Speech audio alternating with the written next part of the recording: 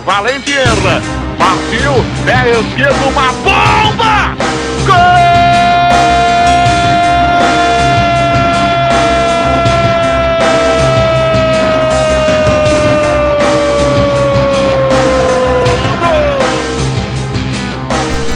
Quand on aime le foot, on parle foot. C'est vous qui créez le débat.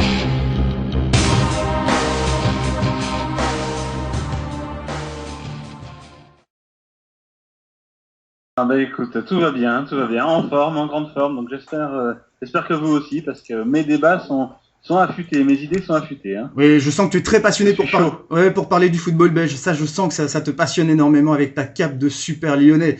Il y a un super parisien aussi dans l'équipe, inutile de vous le présenter. Il est à vos ouïes fines tous les vendredis soirs pour parler pronostics sportifs sur RTS. C'est Xavier. Bonsoir Xavier. Bonsoir tout le monde, et pas que le vendredi soir hein, quand même. Le mercredi aussi, et puis le mardi bien sûr. Oui, c'est le cumulard de l'équipe, c'est le politicien de l'équipe. Ce soir, nous avons...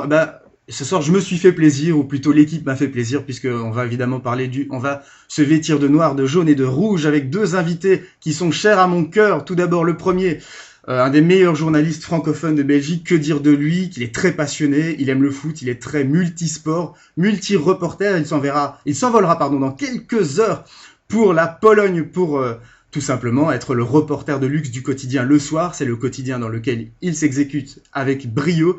C'est monsieur Thomas Buziot. Bonsoir. Bonsoir à tous. Trop de fleurs. Mais pour être exact, je ne m'envole pas pour la Pologne, j'y vais en voiture et donc je suis en plein milieu du chemin, au fin fond de l'Allemagne, de l'endroit où je vous parle, et je serai demain à Varsovie. Oh, il est trop modeste, il ne vend même pas du rêve, Thomas Buziot. Et je vous parle de ce club depuis quelques mois maintenant. Je dois certainement vous saouler avec ce club, le club qui est cher à mon cœur. Il s'appelle le RAEC Mons. Et ce soir, nous recevons l'un des plus jeunes espoirs de ce club, sans doute le footballeur de RAEC Mons le plus populaire parmi les supporters, avec le français Jérémy Perbet. Allez, on va dire la vérité jusqu'au bout. Ce soir, nous recevons le jeune footballeur du RAC Mons, Noé Ducène. Bonsoir Noé. Bonsoir à tous. Et merci d'avoir accepté notre invitation. Et donc, le premier débat, on va tout de suite entrer dans le vif du sujet. Les joueurs du championnat belge et les joueurs belges sont-ils surcotés? Oui ou non, Flo, qu'en penses-tu? Alors, tout dépend. Alors déjà, on va commencer par la définition de surcoté. Alors, ça dépend ce qu'on appelle surcoté, parce que le championnat, alors faut pas, sans vouloir porter offense à ton championnat préféré, le championnat belge ne fait pas partie effectivement du gratin du football européen. Je pense qu'on peut pas se le cacher. C'est à peu près, alors si je veux être gentil, on peut comparer ça à peu près au football français. Donc les joueurs qui réussissent forcément en championnat de Belgique vont pas forcément donc réussir au niveau dans les championnats comme l'Angleterre, comme l'Espagne, comme l'Allemagne ou moindre mesure on va dire l'Italie. Il y a plein d'exemples justement de grands joueurs des joueurs qui ont explosé, on va dire, en Belgique et qui ont beaucoup de mal ou qui ont eu du mal justement à l'étranger. Je pense récemment justement aux joueurs qui avait signé donc il y a quelque temps à Chelsea, Lukaku, qui maintenant s'est noyé, on va dire un peu à Chelsea et n'arrive pas à faire des étincelles alors qu'on le présentait justement comme une future grande vedette. Donc personnellement, je pense que les joueurs sont peut-être légèrement surcotés pour quand on nous les présente comme des joueurs de classe internationale. Mais bon, il y a pas non plus une liste exceptionnelle non plus de joueurs qu'on nous présente tels quels. Hein. Oui, tout d'abord, je précise bien évidemment que Thomas et Noé sont les invités et sont les grands invités de ce soir, donc ils peuvent nous couper et intervenir quand ils veulent. Ils auront bien sûr la parole pour te contredire, Flo. Alors, ce débat, tout dépend comment on pose la question. Moi, j'ai été stupéfait que ce débat soit choisi par les auditeurs de l'émission. Mais ceux qui ont choisi ce débat-là, moi, je l'aurais pas posé comme ça, c'est clair. Mais tu prends un contre-exemple, Romelu Lukaku. Moi, je peux t'en citer d'autres des joueurs belges issus du championnat de Belgique qui ont réussi à l'étranger.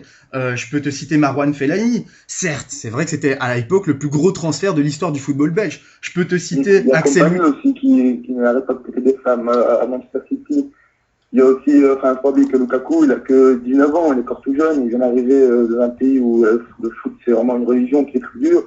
Donc il faut lui laisser le temps un peu, mais je pense qu'il a prouvé à Anderlecht et en Champions League qu'il avait la capacité d'être très très fort. Donc maintenant, je pense qu'à Chelsea, il faut lui laisser le temps et je pense qu'il est peut-être une année de près. Après, je pense qu'il va percer. C'est un joueur qui a toutes les qualités requises, il est costaud, il il est bon de la tête, il a 2 pieds, je pense qu'il a vraiment réussi à Chelsea. Et moi, Fouillé Septembre, il a plus de 19 ans, il n'y a pas beaucoup de jeunes qui s'expatrient comme ça dans d'autres pays qui réussissent tout de suite, donc Fouillé Septembre un peu, je trouve.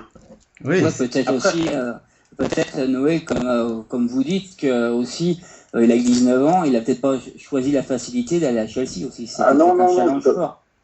tout à fait, ouais, voilà, c'est, ça a peut-être choisi le plus dur, mais bon, pour lui, je pense que c'est un battant, il va aller jusqu'au bout, j'espère qu'il va arriver.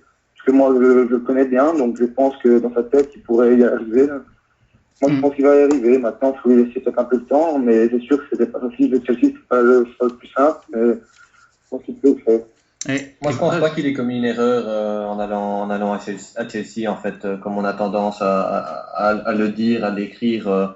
Pour l'instant, il était clairement au-dessus du lot dans le championnat de Belgique, de toute manière bloqué, mais il avait en même temps d'énormes lacunes. Donc, aucun, je pense, analyste averti estimait que Romelu Lukaku était capable de s'imposer à Chelsea pour sa première saison, ni maintenant. Mais il était trop lourd, beaucoup trop lourd. Pour se déplacer, il avait besoin de vivacité parce que malgré sa taille, c'est pas un attaquant pivot qui joue comme ça, donc il joue aussi sur sa puissance et sur la vitesse qu'il peut prendre grâce à sa puissance.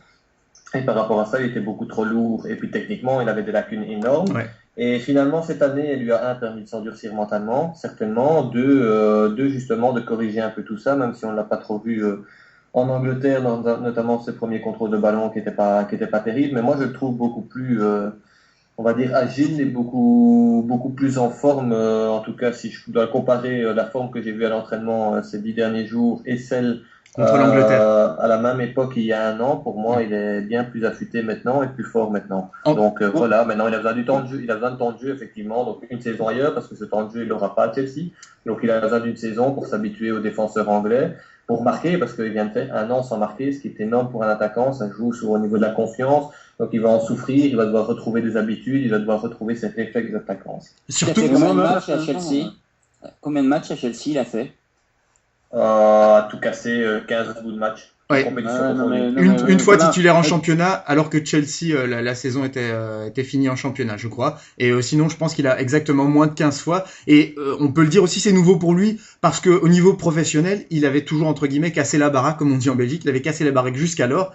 Et c'est vraiment nouveau aussi pour lui, voilà, d'être un attaquant qui est en manque de sensations. En tout cas, on peut quand même parler objectivement de semi-échec, puisque Kevin De Bruyne, lui, a semble-t-il compris le message, et lui, il exige d'être prêté un an avant d'évoluer peut-être dans un an et quelques mois donc à Chelsea. Flo, tu vois que c'était impossible pour Lukaku en fait. Son transfert a été en bonne partie assez mal géré, enfin pas mal géré, mais à mon avis Chelsea, parce que c'était surtout la direction de Chelsea qui s'en est pas rendu compte à l'époque. Donc il faut savoir que Lukaku avait joué pour Anderlecht directement les 2 premières journées du championnat et donc était déjà entre guillemets affilié à un club. Et qu'il a joué pratiquement tout au début, il est monté au jeu pour Chelsea. Donc à partir de là, il était acheté, contrairement à De Bruyne, en août, et donc il pouvait pas être prêté en Angleterre directement, puisqu'en Angleterre, on est obligé d'être au moins 6 mois après l'achat avant d'être prêté dans un autre club anglais, ou alors il est prêté à l'étranger.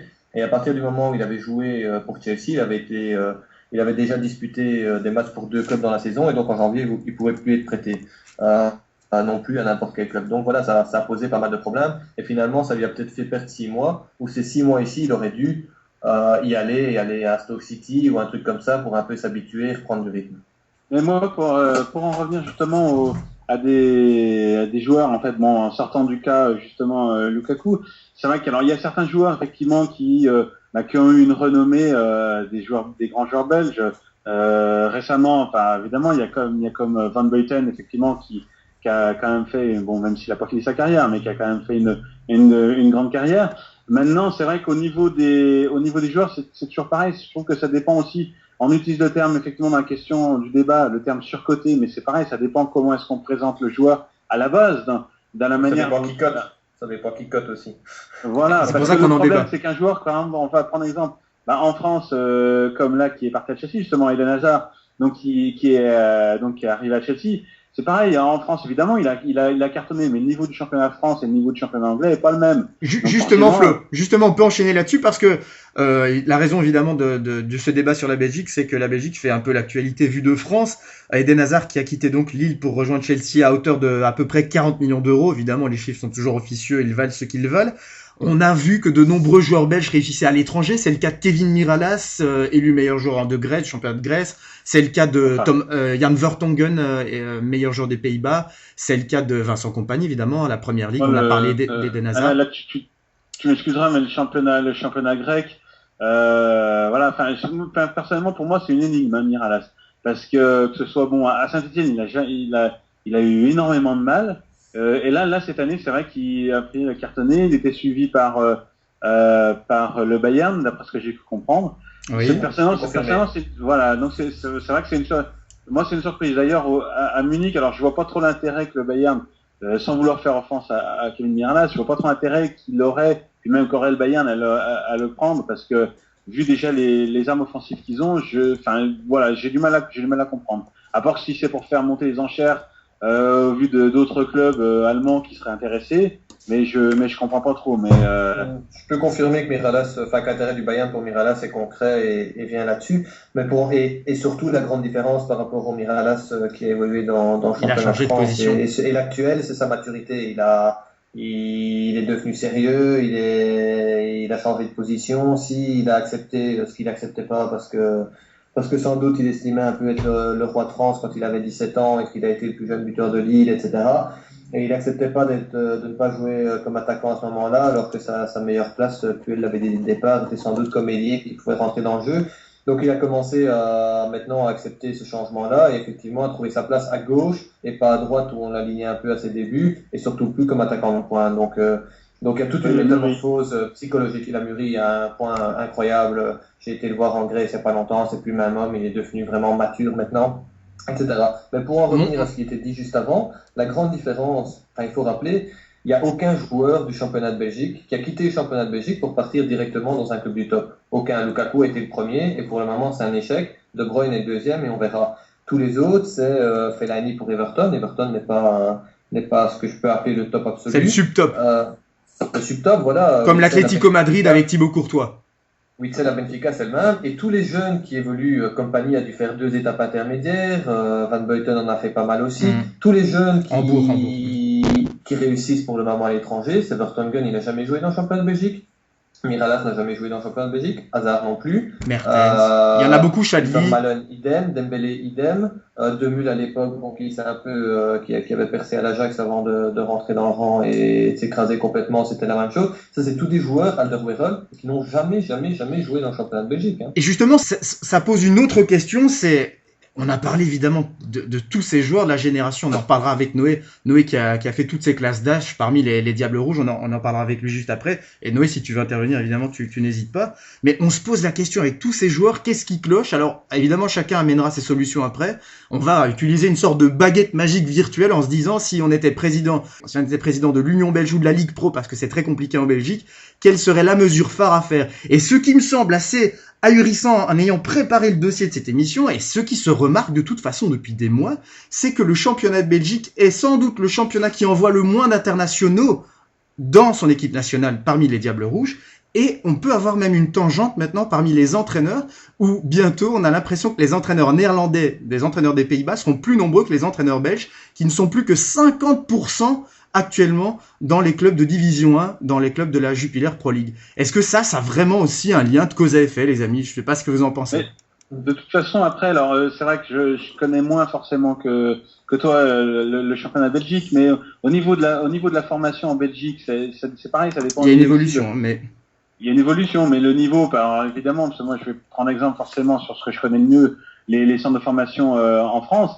Mais c'est vrai qu'il y a quand même certains centres de formation en France qui sont quand même, on va dire, de très bonne qualité. Il y a quand même quelques pépites, on va dire, qui sortent régulièrement. Après, le championnat de Belgique, je sais pas exactement à quel niveau ça en est. Le centre de formation en Belgique, en fait, il y en a, on peut dire qu'il y en a 3. Il y a le Standard, il y a Anderlecht et à Genk. Je sais pas, il y a pas d'autres centres de formation en Belgique, parce que ce qu'ils appellent centre de formation, c'est l'école de jeunes. Il n'y a pas de centre de formation typique, tu dors sur place, que au Standard.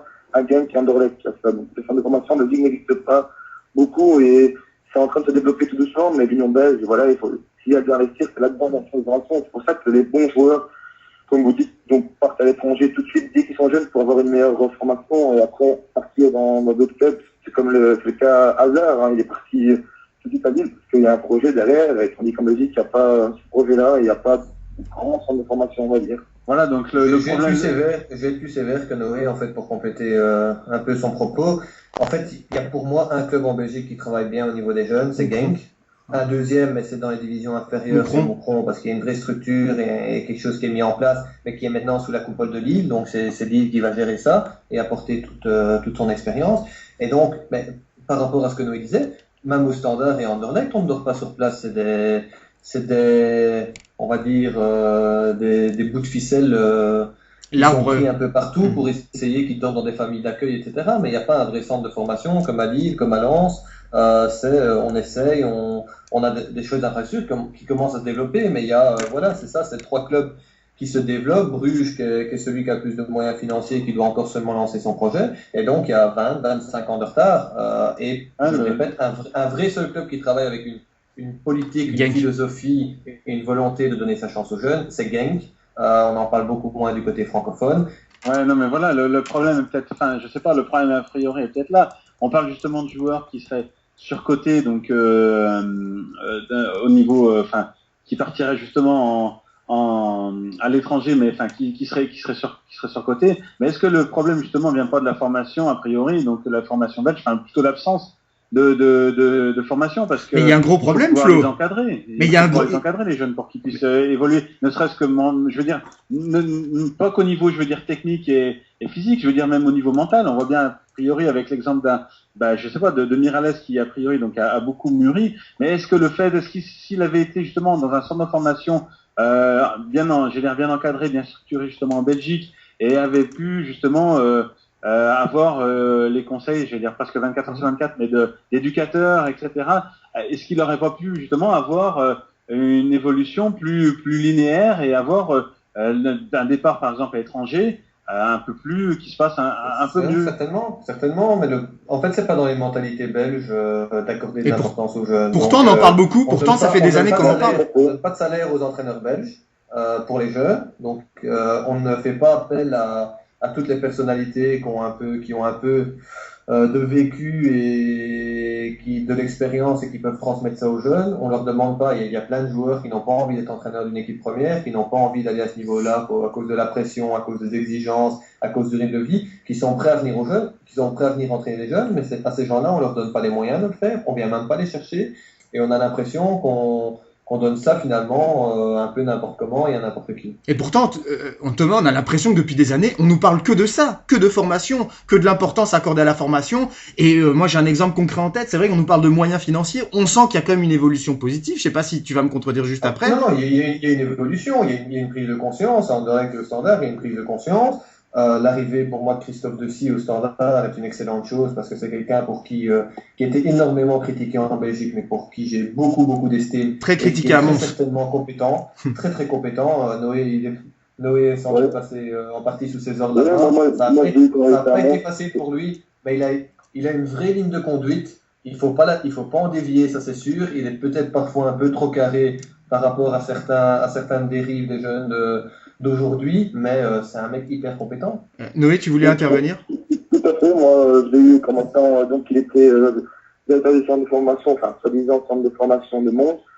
Mais c'est un mec qui a tout mis en place à Mons, qui a structuré un peu le club, mais c'est en venant du Standard et en venant de Nancy qu'il a pris tous ces exemples-là. Donc à partir du moment où il a mis tout en place, quelque chose, un projet à Mons, ça commence à se développer, mais tout doucement, vraiment tout doucement. Et après, il y a les circonstances ont fait qu'il est devenu entraîneur, c'est un peu trop été, donc il est reparti. Mais c'est un mec, oui, qui a vraiment des objectifs dans la tête et qui s'est fixe. Et c'est vraiment quelqu'un de très précis dans son travail. qui fait vraiment très très bien les choses. Pour moi, c'est un des meilleurs entraîneurs que j'ai eu jusqu'à présent, quoi. Ouais, mais Dossi, c'est un des plus gros gâchis de l'histoire du RS Mons parce que il était arrivé, c'est vrai qu'il avait un travail formidable et il était loué de par son centre de formation. Il était arrivé, c'était la star. Il était arrivé pour justement travailler dans le centre de formation. À un moment donné, il y a eu on a viré parce qu'à Mons on vire souvent les entraîneurs. On a viré un entraîneur. Dossi est arrivé un peu comme le pompier de service. Son bilan comme T1 était catastrophique. Ça s'est terminé en autre boudin. Il a dû quitter le club. Et là, c'est vrai qu'il est de retour au Standard. On sent vraiment la patte Dossi et c'est vrai que c'est une patte qui aurait même encore continué à faire du bien à RS Mons. Bon les amis, je propose que, puisqu'on a parlé un peu des problèmes, de revenir un petit peu à la solution, en faisant de la science-fiction, en imaginant que nous avions les commandes et nous avions le pouvoir, qu'est-ce que nous pourrions faire. Et Anderlecht, ils ont une idée très concrète notamment. Est-ce que vous êtes d'accord avec cette méthode-là? C'est de dire, puisque de toute façon, les grands clubs viennent nous shipper les meilleurs joueurs et eux ils ont l'argent, ils ont des lois moins restrictives, eh bien on va mettre des gros contrats à des joueurs qui ont finalement rien prouvé. Et c'est le cas, ils ont mis un des meilleurs contrats du club à Denis Sprat, qui est un des grands espoirs du club. Comme ils font au Portugal, c'est faire des gros transferts après. Oui, mais c'est encore un peu différent, c'est parce qu'ici ils ciblent vraiment sur les jeunes joueurs, c'est-à-dire quitte à les garder, ben on va mettre un gros contrat et donc ils sont payés comme Denis Sprat est payé comme quasiment les meilleurs joueurs du club alors qu'il a encore rien prouvé. Est-ce que c'est une solution viable ou est-ce que vous trouvez ça scandaleux? Non, c'est pas une politique en fait, c'est pas une philosophie, c'est rien, ça c'est donner des contrats, c'est rentrer dans le foot business et éduquer les jeunes par l'argent en leur disant la seule chose qu'on peut vous offrir pour vous rester, c'est du pognon. C'est pas ça une vraie politique, un vrai projet. Un vrai projet, c'est de trouver des arguments et de mettre des choses en place qui permettent justement de les convaincre avec des couacs, évidemment. Il y en a toujours qui partiront si on fait ça comme ça. Il y en a toujours qui seront qui préféreront l'argent. Ça pourrait arriver par exemple avec Moussonda à Anderlecht. Il n'y a rien qui prouve qu'il ne va pas partir cet été. On en parle un peu en coulisses. Donc voilà, peut-être un couac parmi d'autres. Et là-dessus, ils ont investi des millions et des millions. C'est plusieurs millions d'euros qui ont été investis si on prend en charge l'éducation, les contrats offerts à la famille et aux deux frères, etc. Ben, il y a peut-être des millions qui vont leur filer entre les mains. Mais voilà, là, ce sera un échec. Mais ils ont besoin d'une philosophie, d'un projet d'éducation et de moyens, d'idées et d'une philosophie pour garder ces jeunes autrement que via l'argent. Il y aura toujours il y en aura qui partiront toujours pour l'argent parce que les parents ne verront que ça. Mais il y en a qui resteront pour un projet en se disant je vais pouvoir faire mes débuts, grandir petit à petit, faire mes premiers pas. Anderlecht qui est quand même le club de référence en Belgique, pouvoir goûter la Ligue des Champions, jouer un peu, et puis là, à 18-19 ans, si j'évolue bien, je pars à l'étranger, une étape du sub-top, et puis au top si j'en ai le talent.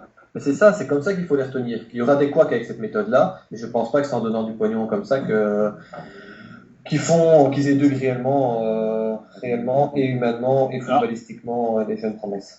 Alors moi, Chris, je me permets Flo, juste 2 secondes, on va recentrer aussi le débat sur vraiment le football belge et sur la question que les auditeurs ont posée. C'était important et indispensable de parler de la formation parce que c'est clair qu'il faut vraiment améliorer les choses. Mais on va recentrer donc le débat sur le football belge et les joueurs. Flo. Ouais. Alors voilà, juste en fait, j'ai notre animateur habituel, Christopher, justement là, de côté en off, qui lui par contre à la question que tu posais tout à l'heure justement pour aider le football belge, alors il va assez franco, hein. Lui sa proposition justement pour aider le football belge, c'est d'unifier le championnat belge et le championnat français. Alors c'est bon évidemment, hein. En gardant en mettant un système de play-off avec a priori sur 10 jours. Alors a priori il est sincère, hein, dans ce qu'il dit. Ouais. Donc et juste voilà, Flo, pour compléter ça, parce que ici en Belgique, c'est le grand fantasme. Après, certains diront que ça peut être très crédible. C'est le grand fantasme. On parle du Benelux, donc associer la Jupiler Pro League, donc la division 1 belge, avec le championnat de football des Pays-Bas pour en faire une sorte de Super League du Benelux. Donc voilà, ça c'est une proposition qui vient d'un Français, qui est assez inhabituelle et inattendue, Christopher, que je remplace exceptionnellement ce soir donc pour cette émission sur le football belge. Tu penses que ça serait possible à faire ça? Petite précision. Pardon? Petite précision, c'est lancé au niveau de la D1 féminine entre la Belgique et les Pays-Bas. Donc à partir de la saison prochaine, il y aura effectivement 2 ligues distinctes, mais un championnat commun avec des titres au bout. Donc voilà, c'est une première étape. Crédible ou pas? En Belgique, en Belgique, vu le nombre de clubs flamands, ils voient plus ça avec les Pays-Bas qu'avec la France. Exactement, c'est plus probable avec les Pays-Bas, avec la France. Moi, je vois pas comment ça pourrait arriver. Ah non, c'est pas crédible. Noé, on est d'accord, hein, c'est pas très crédible cette proposition. Non, moi, enfin, je pense que partout au monde, il n'y a pas ça, donc je pense pas que ça arriverait en Belgique non plus. Je pense pas ça, non. Je pense que le seul moyen de développer plus le football belge encore, c'est une fois de plus la formation. Si on fait des meilleures centres de formation comme en France, parce que c'est la référence. Hein.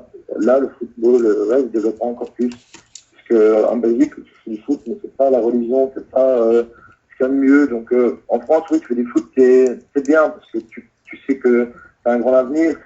Mais en Belgique, non, il n'y a pas assez de développement, il n'y a pas de enthousiasme autour du foot. Il faut vraiment développer la formation pour arriver à de bons résultats. Noé peut en parler en fait beaucoup parce que Mons est un club qui en tant que tel a pas mal de moyens et peut se débrouiller. Mais Mons est une ville qui n'est pas du tout une ville de foot, où il n'y a pas d'engouement par rapport à ça, et où il a été formé dans des infrastructures qui ne tiennent pas la route au niveau. Donc il peut très bien en parler, c'est compliqué à Mons.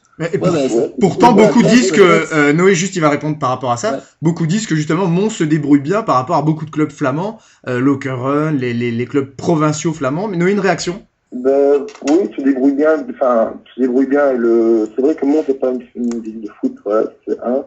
Mais oui, le président, sûr, il a mis de l'argent pour faire développer le foot à Mons. Il y a un nouveau stade qui a tout été construit. C'est vrai qu'il y a pas mal de terrains qui ont été rénovés pour tout ça. Mais oui, par rapport aux autres, c'est vrai qu'on commence à devenir bien à Mons. Mais c'est pas du tout tard, il y a 5-6 ans. Donc ça se développe seulement maintenant. Donc on est d'accord, c'est pas très crédible cette proposition. Peut-être la Benelux, on en reparlera dans quelques années. Mais en tout cas, Christopher, désolé, l'Union Belgique-France ne se contentera que sur cette émission et pas autrement. Donc, Chris, oui. Le problème peut-être aussi de la Belgique, c'est le manque d'attractivité aussi. Hein, c'est peut-être ça. Voilà, exactement. Parce qu'il y a des matchs de D1 qui ça se passe à 2500, 3000 spectateurs. Alors en France, ça n'existe pas ça. Ça serait Mais c'est vrai que Xavier, tu parlais justement de l'attractivité du championnat belge, parce que je pense que le championnat belge n'a rien à envier au championnat, par exemple, grec. Et pourtant, le championnat grec arrive beaucoup mieux à attirer des joueurs que le championnat belge. Hein. Ça se discute ce que tu dis, parce que sur le plan des résultats, je pense que j'ai pas la coefficient UEFA devant moi. Oui, mais les résultats sur le plan des résultats, forcément, les Grecs arrivent à attirer des joueurs. Donc forcément, il faut un peu plus de résultats. Mais justement, je discute, je doute de cette affirmation. J'ai pas le coefficient malheureusement l'UEFA sous les yeux, mais je suis pas certain que le championnat grec soit beaucoup plus attractif que le championnat belge actuellement. Non, il y a quand même le Panathinaikos, l'Olympiakos sont quand même historiquement oui. Les champions, ce que n'arrivent pas à faire les clubs belges. Donc il y a quand même une vraie différence aussi entre les deux. C'est vrai. Depuis quand il y a eu un grand parcours d'une équipe belge? En Ligue des Champions 2000-2001, Anderlecht. 2001, ouais, exactement. Donc, et en Europa League? En Europa League, il y en a quelques. On se débrouille pas si mal que ça. Quart de finale, il y a 2 ans du Standard. De toute façon, ils font toujours mieux que les clubs français. Hein. Oui. En Europa League. On va se recentrer juste comme ça. Chacun dira un petit peu son fond de pensée, comme ça, chacun peut donner vraiment son avis sur la question. Donc, on fait cet exercice de science-fiction avec une baguette magique. Vous êtes nommé ce soir, c'est un peu probable, président de l'Union belge et même de la Ligue Pro. On cumule les deux, vous avez tous les pouvoirs. Oui, Noé, est-ce que tu nous écoutes toujours? Donc, imaginez, donc on va faire un petit exercice de science-fiction et on va cumuler présidence de l'Union belge et de la Ligue Pro. Juste la précision, donc la Grèce, tant qu'on a encore son mémoire, est 10e au ranking du UEFA et la Belgique 12e. Après, donc voilà. Mais pour le reste, non, aujourd'hui, la formation certainement, mais si j'ai une baguette magique, je réforme la D1 et la D2. Je prends la D1 et la D2, je vire 10 clubs dans le football amateur et je remodèle tout ça pour faire une D2 viable et une division 1 qui n'en sera que plus forte avec une division 2 qui tient la route, ce qui n'est pas le cas maintenant parce que c'est un véritable horreur financièrement, sportivement et donc au niveau des jeunes talents qui peuvent y évoluer aussi. Flo, tu as aussi le même exercice à faire. C'est un peu plus particulier, évidemment, pour toi. Moi, je rejoins un peu Noé, effectivement, parce que au niveau de la formation, parce que je pense que même par rapport à la sélection nationale, parce que bon, on voit bien quand même s'il y a une génération quand même très talentueuse, il manque quelque chose, quoi.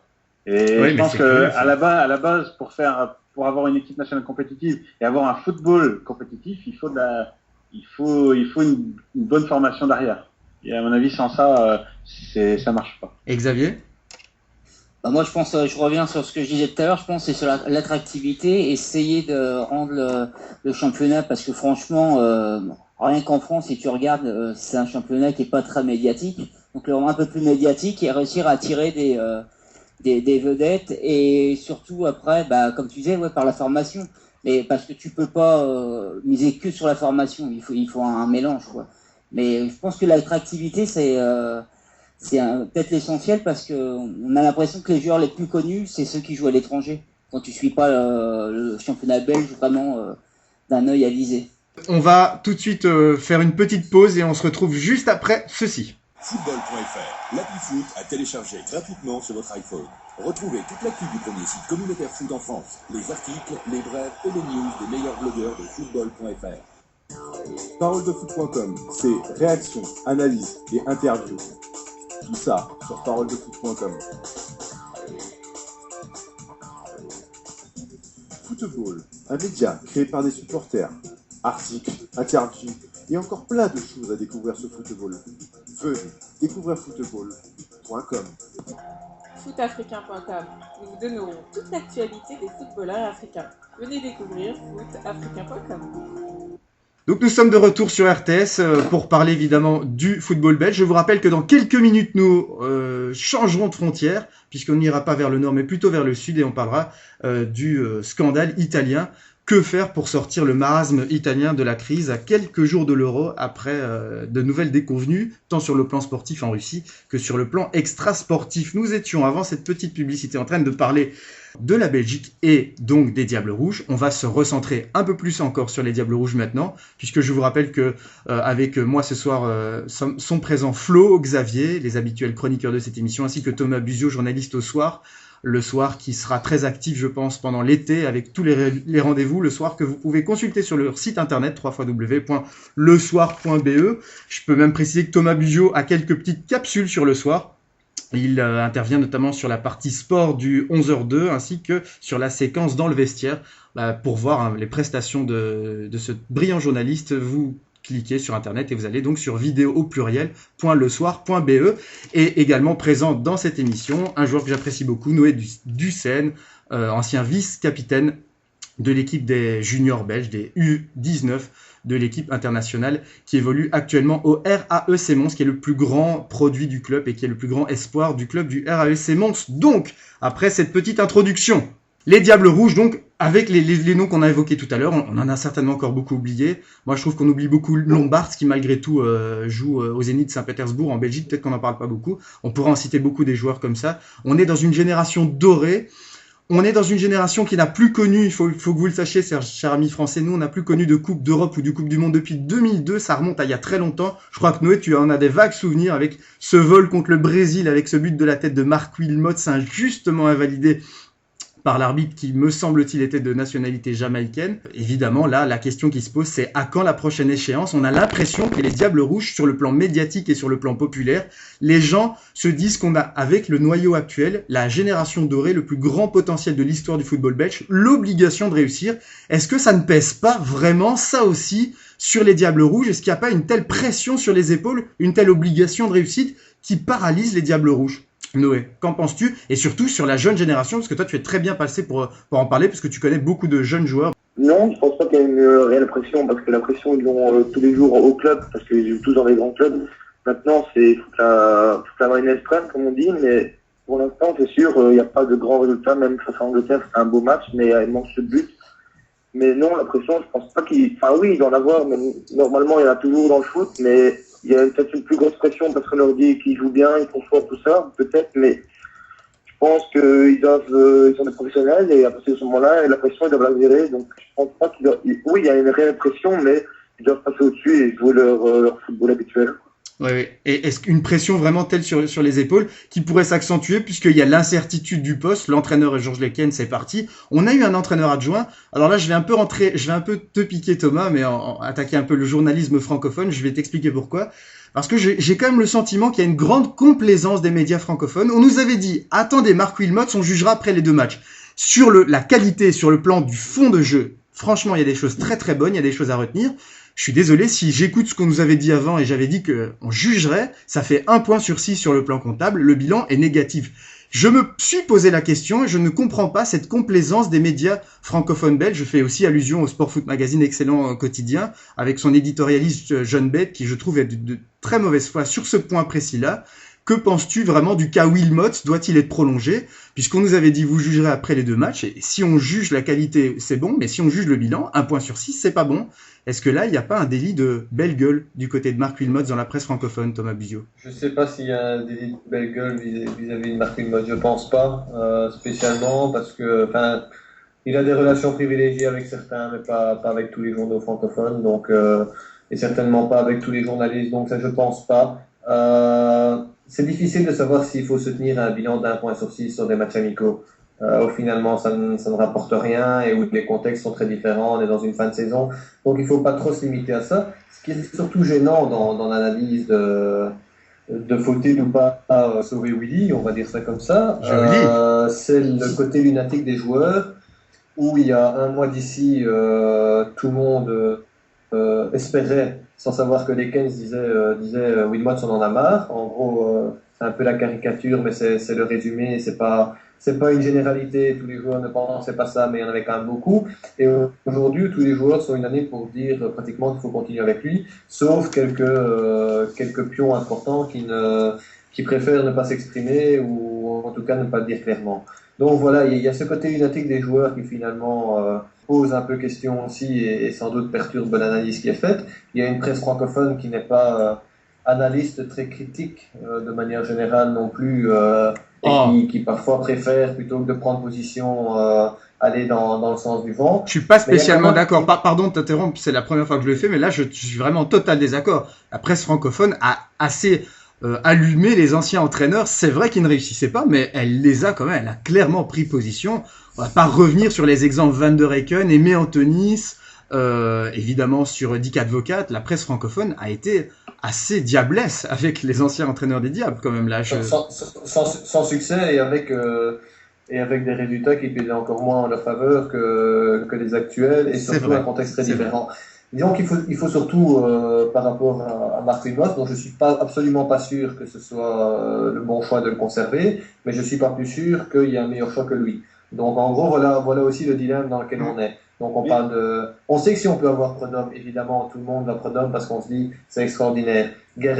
Entre Guéretz et Wilmot, moi j'ai pas de préférence, jusqu'à preuve du contraire, et Guéretz a entraîné une équipe nationale, c'est pas le même boulot qu'un club et il échoue avec elle pour le moment.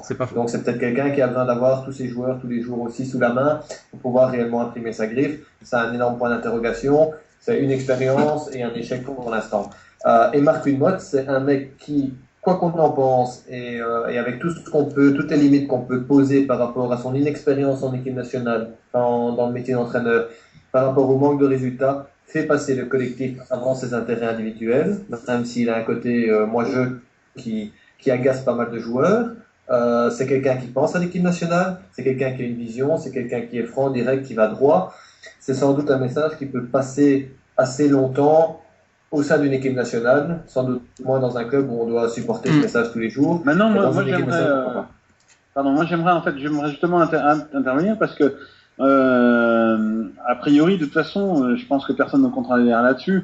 Pour qu'une équipe nationale fasse des résultats, il faut quand même un minimum de stabilité. Maintenant, la décision, à mon avis, de toute façon, de conserver Wilmot ou pas, elle doit être prise très rapidement, parce que l'échéance 2014 arrive très vite. C'est vrai. Et la génération là qui arrive, franchement, il y a une génération qui est vraiment très intéressante. Et il me semble que le dernier grand résultat de l'équipe nationale belge, si je me trompe pas, c'est 86. Je crois qu'il y avait une demi-finale au mondial au Mexique. On peut même dire Brésil de. Grand résultat. Donc, une demi-finale au Mexique en 86. Alors bon, sans dire non plus que. Oui, mais Flo, pardon, t'interromps, mais tu sais, si en Belgique. Elle est aussi loin en 2014. Maintenant, s'il y a une génération dorée, il faut justement l'accompagner tout de suite. Alors c'est vrai que Wilmot n'a pas d'expérience non plus, mais certains pays n'ont pas forcément un sélectionneur de la nationalité aux manettes. Alors c'est pas forcément tout le temps un gage de résultat, mais s'il n'y a pas forcément d'entraîneur ou belge disponible et capable justement d'emmener et avec, je vais pas dire les compétences, parce qu'il y a forcément des bons, mais qui sont disponibles maintenant et qui aient les compétences justement pour amener cette équipe au Mondial 2014, pourquoi est-ce que le football belge ne prendrait pas un sélectionneur étranger pour amener cette équipe qui, à mon avis, vu les joueurs qu'il y a, se doit de se qualifier pour le Mondial 2014, sans quoi, à mon avis, ce sera un échec. Thomas Bugieux pour la conclusion. Je suis persuadé que le meilleur sélectionneur qu'on ait eu ces 15 dernières années, c'est Dick Advocaat. Malgré ses 6 mois de passage, il a fait un bien énorme. Pas sur le plan comptable, là non plus. Pas sur le plan comptable. Pas sur le plan comptable, mais au niveau de toute la structure qu'il a mis en place, etc., avec des joueurs qui n'étaient pas au niveau à ce moment-là. Il faut quand même le rappeler. Vincent Kompany était un porteur d'eau, Vermaelen était un porteur d'eau, Fellaini était un porteur d'eau. Maintenant, c'est devenu, ils sont passés du statut de porteur d'eau à celui de star dans lesquels ils sont. Et donc ils ont aussi commencé à emmagasiner une culture de la gagne. C'est plus la même situation qu'il y a 2 ou 3 ans. Maintenant, cette génération-là, il manque 3 postes, les 2 backs défensifs et un attaquant de pointe. Et les 2 backs défensifs, pour moi, c'est 2 postes où on peut s'en sortir avec des bouts de ficelle. À droite, on peut s'en sortir. Vraiment, tu as ta colonne vertébrale. Et ta colonne vertébrale, il te manque juste un attaquant de pointe efficace. Et ça doit être Lukaku. Et pour que ce soit Lukaku, il faut qu'il joue. Et on en revient au débat de départ. Oui, mais pour moi, à droite, on peut s'en sortir avec Gillet Alderweireld dans quelques années, à mon avis. Gillet, il a dit je trouve vraiment la classe et l'intelligence vraiment de ce joueur magnifique, parce qu'il a dit, moi, si je veux m'imposer chez les Diables Rouges devant, c'est trop fort. Eh bien, je pense que je devrais m'imposer comme back droit du côté des Diables Rouges. Je crois que le débat est malheureusement fini, parce que j'avais promis qu'on déborderait pas pour Noé, qui a fait la gentillesse d'être avec nous ce soir. On va un petit peu... Xavier, tu voulais peut-être juste rajouter quelque chose en forme de conclusion, puis après on va parler de l'actualité de nos invités. Non, moi je voulais dire surtout que la pression, je pense qu'ils vont l'avoir à la Coupe du Monde, parce que si jamais la Belgique se qualifiait pas pour la Coupe du Monde, c'est la catastrophe. Et je pense qu'il va, en espérant que Eden Hazard s'entendait pas vraiment avec Likens, et qu'avec le nouveau sélectionneur, peut-être que ça va aller mieux, parce que une belle génération c'est bien, mais des fois il y a des belles générations et ça marche pas. Hein. C'est pareil en France, on voit il y a la génération 87 en équipe de France, tout le monde mise là-dessus. Mais là, à l'Euro et à la Coupe, peut-être à la Coupe du Monde, mais surtout à l'Euro, c'est là qu'on va les juger. Parce que tu peux avoir une belle génération, mais qui n'arrive pas à carburer en sélection. Et on brille rarement dans un grand tournoi quand c'est la première expérience. Et malheureusement, toute cette génération-là, si elle arrive à se qualifier pour le Brésil en 2014, elle va découvrir c'est quoi un grand tournoi. Et cette découverte-là va sans doute leur permettre de ne pas s'exprimer totalement en 2014. Donc il faudrait déjà reporter à ce moment-là sur 2016 pour être performant dans un grand tournoi. Il faut déjà qu'ils se qualifient pour 2014 déjà. Ça serait un échec sinon. C'est sûr. Eh bien, j'espère qu'on fera d'autres débats sur les Diables Rouges dans quelques semaines, voire dans quelques mois. On suivra évidemment l'actualité et notamment Marc Wilmots. Je crois que la décision, elle devrait pas trop tarder, Thomas. Elle devrait pas trop tarder. Il me semble que j'avais entendu un deadline, c'était vendredi. Si mes informations ne sont pas. Non, pas nécessairement. Il peut avoir, mais le problème, c'est que en fait, je pense, c'est Florent ou toi, je ne sais plus, a répondu à la question. Hein, le choix, il est déjà fait. Le choix en tant que tel, il est fait. Donc on sait, à partir du moment où la situation est telle qu'elle est et où Philippe Collin, le président de la commission technique et grand décideur en la matière au niveau du football belge, dit Marc Wilmots, oui, il a marqué des points, mais c'est pas que moi qui décide. Le résultat en Angleterre va jouer sur l'opinion publique, etc. C'est déjà en tant que tel une sorte de fuite en avant par rapport au choix qui sera fait par un comité exécutif de 24 personnes, comme on sait dans le football belge là-dessus. Et ça veut déjà dire que si on veut continuer avec Wilmots, après le match en Angleterre, on dit on continue avec Wilmots et les conforter. Maintenant, on sait que si on continue avec Wilmots, ce sera un choix par défaut, et que si on prend et que sinon, ce sera un autre choix et on aura décidé d'aller avec quelqu'un d'autre. Mais si c'est continuer avec Wilmots, c'est un choix par défaut, quoi qu'il arrive dans l'esprit des gens. Ouais. Donc c'est déjà une erreur. C'est sûr. En tout cas, merci Thomas. On te retrouve dans quelques minutes, on va parler du football italien, du calcio, mais c'est un petit peu ça aussi.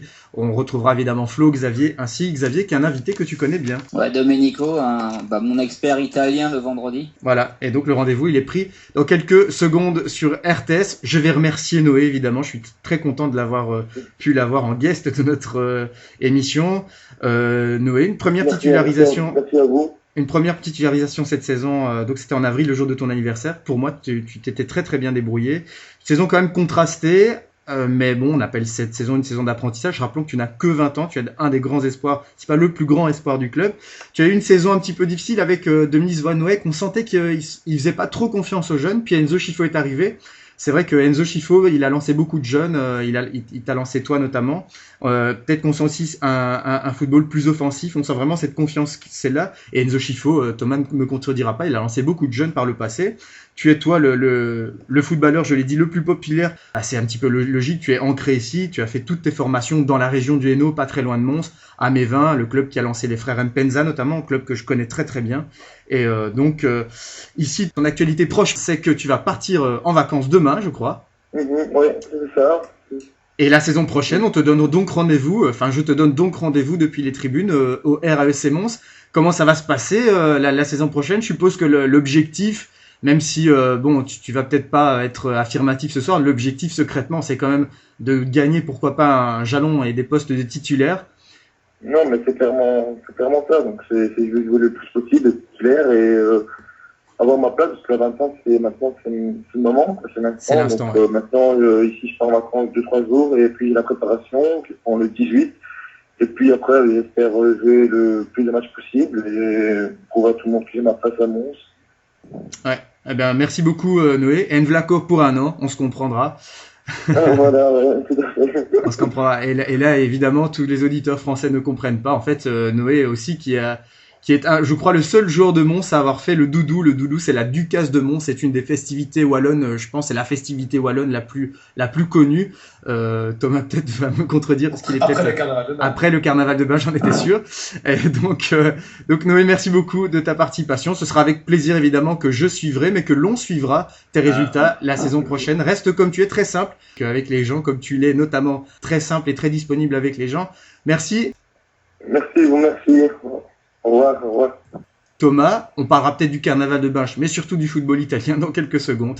À tout de suite sur RTS. Retrouvez tous les lundis Hand Day avec une pléiade d'invités autour d'un animateur, Ludovic Gavard, des consultants experts, Benoît Terrabou, Michael Hess, et nos deux consultants d'RTS, Stan Aguilar, Thomas Mirab. Tous les lundis, 20h, sur www.rtsradio.fr. Football.fr, l'appli foot à télécharger gratuitement sur votre iPhone.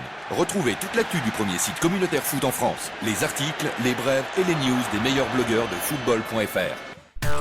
Paroledefoot.com, c'est réaction, analyse et interview. Tout ça sur paroledefoot.com. Football, un média créé par des supporters. Articles, interviews et encore plein de choses à découvrir sur football. Venez découvrir football.com. Footafricain.com. Nous vous donnerons toute l'actualité des footballeurs africains. Venez découvrir et de l'Albino Leffe, donc qui est bien sûr impliqué dans le scandale Calcio Scomesse. Donc il est actuellement en prison comme Stefano Mauri, le capitaine de la Lazio. Donc lui qui a vraiment qui a déclaré donc ses propos, c'est vraiment émouvant. Donc il a dit qu'il était clairement menacé de mort s'il ne coopérait pas dans cette affaire de match truqué qui touchait aussi la Suisse. Donc les propos c'était si tu n'obéis pas, on te tire dans les jambes. Donc c'est vrai que c'est un cauchemar qui maintenant depuis l'arrestation a pris fin, donc il respire un petit peu, mais bon, je pense pas que les joueurs vont être vraiment trop sanctionnés parce que s'ils ont eu l'impression que tout est réellement prouvé d'après ce qu'ils disent avec la justice, on va dire, on va voir ce que ça va donner. Mais justement, Domenico, moi, dans ce que tu dis là, il y a déjà eu, c'est pas le premier scandale, là c'est encore pire que le Calciopoli. À un moment, il va pas, déjà, je comprends pas que ça puisse recommencer, et même en pire. Et à un moment, il va pas falloir faire un peu comme Chris, il va pouvoir en parler, toi qui adore le cyclisme. Est-ce qu'il va pas falloir sanctionner très sévèrement les dirigeants, les joueurs, parce que là, l'image du football italien, toi qui as un amoureux de l'Italie, bon, ça va te toucher, mais même l'image en Europe, même en France, quand tu entends parler du championnat italien maintenant, bah, ça sera une image négative et sulfureuse, hein, franchement. En fait, on n'est pas par rapport à 2006, on était dans la corruption. Ici, on est dans le grand banditisme. C'est pas de la corruption proprement dite. C'est vraiment, c'est des voyous, c'est la mafia, c'est tout ce qu'on veut. Je l'ai connu en Belgique il y a quelques années aussi. Je sais comment il fonctionne et comment ça va. Et on se Thomas, retrouve tu avec fais des gens allusion qui à sont l'affaire, témoignés. tu fais allusion à l'affaire Zeyungi, c'est ça? Tout à fait. Donc c'est en fait réussir d'une manière ou d'une autre à obtenir, soit via des menaces physiques comme c'est le cas en Italie, soit via des systèmes plus subtils où on s'arrange d'une manière ou d'une autre pour obtenir des photos compromettantes de certains et après les faire chanter. Et puis on en arrive dans un engrenage où soit les joueurs trouvent un moyen intelligent de se protéger dès le départ et de ne pas se retrouver pieds et poings liés et puis de ne plus avoir d'autres solutions que d'aller de plus en plus loin et de plus en plus fort pour ne pas avoir de problème. Donc voilà, on en est. C'est du banditisme, c'est la société, c'est même plus du football. Malheureusement, les deux vont être associés Voilà. et l'Italie va en pâtir par rapport à son bazar, mais c'est voilà. C'est un problème de société, c'est pas un problème de football. Et c'est un problème de société, mais pardon de mettre les pieds dans le plat, mais est-ce qu'on peut aussi se poser la question, je vais forcer le trait bien évidemment, mais est-ce que c'est pas aussi un mal italien? Parce que souvent, ça gangrène vraiment le football italien. On se souvient des affaires donc de corruption, maintenant cette affaire-là, on se souvient des affaires de la Juventus de Turin il y a quelques années, c'était en 2006, on se souvient des affaires de dopage qui avaient gangréné aussi l'Italie. Vraiment, en termes d'image, c'est catastrophique. Après, ouais, mais Chris, sur le foot, enfin, l'Italie, c'est vrai que, alors, pour diverses raisons, mais c'est vrai qu'a priori, dans cette histoire, comme il disait très bien Monsieur Bichou, enfin Thomas, c'est pas une histoire uniquement sportive, il y a aussi une histoire de gangsters, enfin, il y a a priori la mafia des pays, entre autres des pays de l'Est qui intervient là-dedans, et c'est vrai que l'Italie est un peu gangrénée hors niveau sport, autrement qu'au niveau sportif par les mafias plus que certains autres pays. Donc il y a déjà un pied qui est mis dans ce pays à ce niveau-là, et c'est vrai que c'est une façon beaucoup plus simple. J'avais vu un reportage là-dessus. C'est une façon beaucoup plus simple en fait de se faire de l'argent que certains trafics autres comme la drogue ou des choses comme ça. Donc forcément en fait le football italien est justement est empoisonné, on allait dire là-dedans. Alors après c'est vrai qu'il y a certaines personnes là, comme j'ai Thomas justement en off qui bon évidemment c'est excessif forcément, qui vont dire que alors est-ce qu'ils sont vraiment menacés de mort ou est-ce que c'est pas plutôt une façon justement de dire qu'ils sont menacés de mort, est-ce que c'est pas une façon de dédouaner, voilà, de se dédouaner en disant ah oui mais vous voyez j'ai fait ça, etc. C'est vrai que j'ai truqué le match mais bon on m'a menacé, etc. Alors effectivement après il va y avoir des poursuites, des investigations qui vont être faites pour vérifier oui ou non si c'est bien le cas. J'espère en tout cas qu'ils ont menti là-dessus parce que ça veut dire qu'il n'y a pas eu des menaces de mort. Maintenant, est-ce que c'est pas une façon aussi, ça peut pas être une façon de se dédouaner entre autres, ça va rester pour la suite. Et justement, je voulais savoir, Domenico, je voulais te demander justement comment c'est perçu en Italie là, ce nouveau scandale. Est-ce que ça choque des gens ou finalement ça les interpelle même pas? On va dire les avis sont un peu partagés, c'est un peu entre les deux. Bon, on va dire le bon italien, celui qui a rien envie qui comprend les choses à sa manière, va se concentrer, on va dire, plutôt sur l'euro. Et puis c'est vrai que les sanctions, ça va passer en second plan. Mais c'est vrai que on va dire les vrais Italiens de bonne famille qui n'ont presque jamais connu, enfin des histoires de mafia, enfin que ça les a jamais touchés, c'est vrai que pour eux c'est un scandale. Donc on parlait de sanctions. Alors il y a eu un premier verdict de la justice qui a été rendu. Donc il y a une bonne dizaine de clubs qui auront des points de pénalité la saison prochaine ainsi que des amendes. Il y a aussi l'équipe de Novara qui était en Serie A cette année et puis là qui redescend, va démarrer la saison prochaine avec 6 points de pénalité, exclus de la prochaine Coupe d'Italie. Il y a Albino Leffe, lanterne rouge de la Série B. Oui. Ça, ce sont des mesurettes, ça, ce sont des mesurettes. Ah, ça, oui, parce que en plus, ça vise. 6 points et la Coupe d'Italie, tu fais ça et tu fais rien, c'est pareil, c'est pour la symbolique, quoi, on est d'accord. Oui, non, ça sert à rien. C'est de finir les sanctions pour voir, à mon avis, on va voir que c'est minime les sanctions. T'en étais. Tu vois, a priori, d'après ce que me dit, il y a Bergame aussi qui a 2 points en moins, c'est ça, non? Voilà, Bergame a pris 2 points en moins, sachant que l'année d'avant, ils en ont déjà pris 6 en moins. Mais donc là, c'est des premières sanctions. Va peut-être y avoir des appels selon les avocats des parties qui ont été inculpées.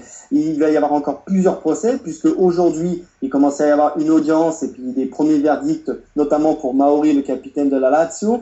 Il y a aussi en attente l'affaire qui touche Buffon, comme quoi Buffon aurait fait plusieurs chèques d'1,5 million dans un bar tabac spécialisé dans les paris sportifs, donc à Parme. Ce bar tabac a été perquisitionné le week-end dernier.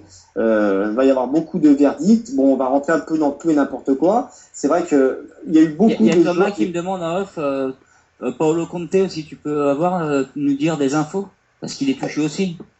Antonio Conte, hein. Paolo Conte, c'est lui, il m'a mis Paolo Conte, je le remercie. Non, ça c'est le chanteur, ça, Paolo Conte. J'aurais plus de questions, c'est fini, Thomas. Non, dis juste le nom de famille. Non, mais c'est vrai que Conte, lui, il est inculpé en fait à l'époque où il était l'entraîneur, si je dis pas de bêtises, l'entraîneur de Sienne. Et voilà, ça c'était en série B à l'époque. Donc la deuxième série italienne. Donc la Juve, elle, sur cette affaire, on va dire pour l'instant, est clean, n'a rien à voir au niveau sanctions, que ce soit des points ou des amendes. Et donc pour l'instant, la Juve n'a rien à voir. Conte, pour l'instant, l'enquête n'a pas été approfondie puisque principalement les tribunaux et les parquets se sont occupés de la série B. Alors il y a beaucoup de joueurs, il y a 74 joueurs qui ont pris des peines de 6 mois à 5 ans d'interdiction de toute activité sportive. Il y a quelques dirigeants et quelques joueurs qui ont été radiés à vie, qui n'ont plus le droit de prendre de licence ou de pratiquer un quelconque emploi en rapport avec le monde du foot. On a aussi, il y a la presse italienne, hein, que ce soit n'importe quel journal, qui a diffusé notamment une conversation téléphonique entre Scully. Alors Scully, c'était à l'époque lui aussi du Genoa, où ce joueur qui est plutôt bien connu en Italie. Donc il y a toute la conversation téléphonique où il est avec un Serbe qui est repris de justice, donc il fait partie de ce gang-là des Zingari, où clairement au téléphone, est-ce que tu as essayé la conversation est simple, hein, est-ce que tu as dit que il Peperone, alors il Peperone, lui c'est Luca Toni en fait son surnom, est-ce que tu as entre guillemets, est-ce que tu as réussi à le mettre dans le coup pour truquer le match? Oui, je lui en ai parlé, j'attends sa réponse. Et c'est vrai que sur cette conversation-là, on voit clairement la magouille. Pour l'instant, Luca Toni, avec cette conversation, n'est pas inculpé. Il y a d'autres témoignages aussi. Il y a le témoignage qui concerne Bonucci, celui qui est actuellement dans le groupe des 23 pour l'Euro 2012, la sélection de Prandelli. Donc c'est vrai que c'était à l'époque de 2009-2010. Donc c'était à l'époque où Bari devait jouer un match contre l'Udinese. Et il faut savoir que c'était... mais là, parce que là, on est en train de citer des noms, Flo. De grande renommée, il y a aussi Cristiano Doni, il me semble, d'Atalanta, il y a Calazze aussi. Crescito. Ouais. Doni, Crescito, il a été donc, il a, donc, il est, parce qu'il finalement, donc, il va pas à l'Euro, donc, de toute façon. En fait, il va pas à l'Euro. Non, il n'est pas dans la liste des 23. Prandelli l'a jugé trop faible pour résister à de telles accusations.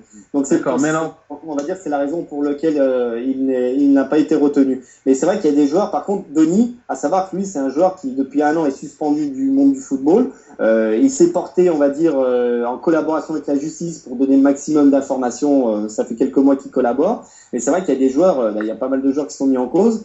Un joueur pour l'instant qui est disculpé, c'est Simone Pepe, celui de la Juventus, puisque dans une déclaration, en fait, Maziello, celui qui fait partie, on va dire, des principaux, on va dire, des joueurs les plus connus inculpés. Donc c'est vrai que sur une conversation, il a dit, durant la mise au vert, Salvatore Maziello a appelé Pepe pour lui proposer une combine, mais Pepe a refusé. Donc c'est vrai qu'avec des témoignages comme ça, soit ça inculpe, soit ça disculpe. Mais on va arriver dans une période où on va un peu avoir de tout et n'importe quoi. Ouais, mais là justement, pardon Dominique, attends Flo, parce que là, c'est vrai qu'on est vraiment dans le détail et on cite tous les noms. Là, j'ai l'impression, moi j'ai devant les yeux la liste des 23. Alors, pardon, mais il y en a 3 qui ne jouent pas en Italie, Motta et Sirigu qui jouent au Paris Saint-Germain et Mario Balotelli qui joue à Manchester City.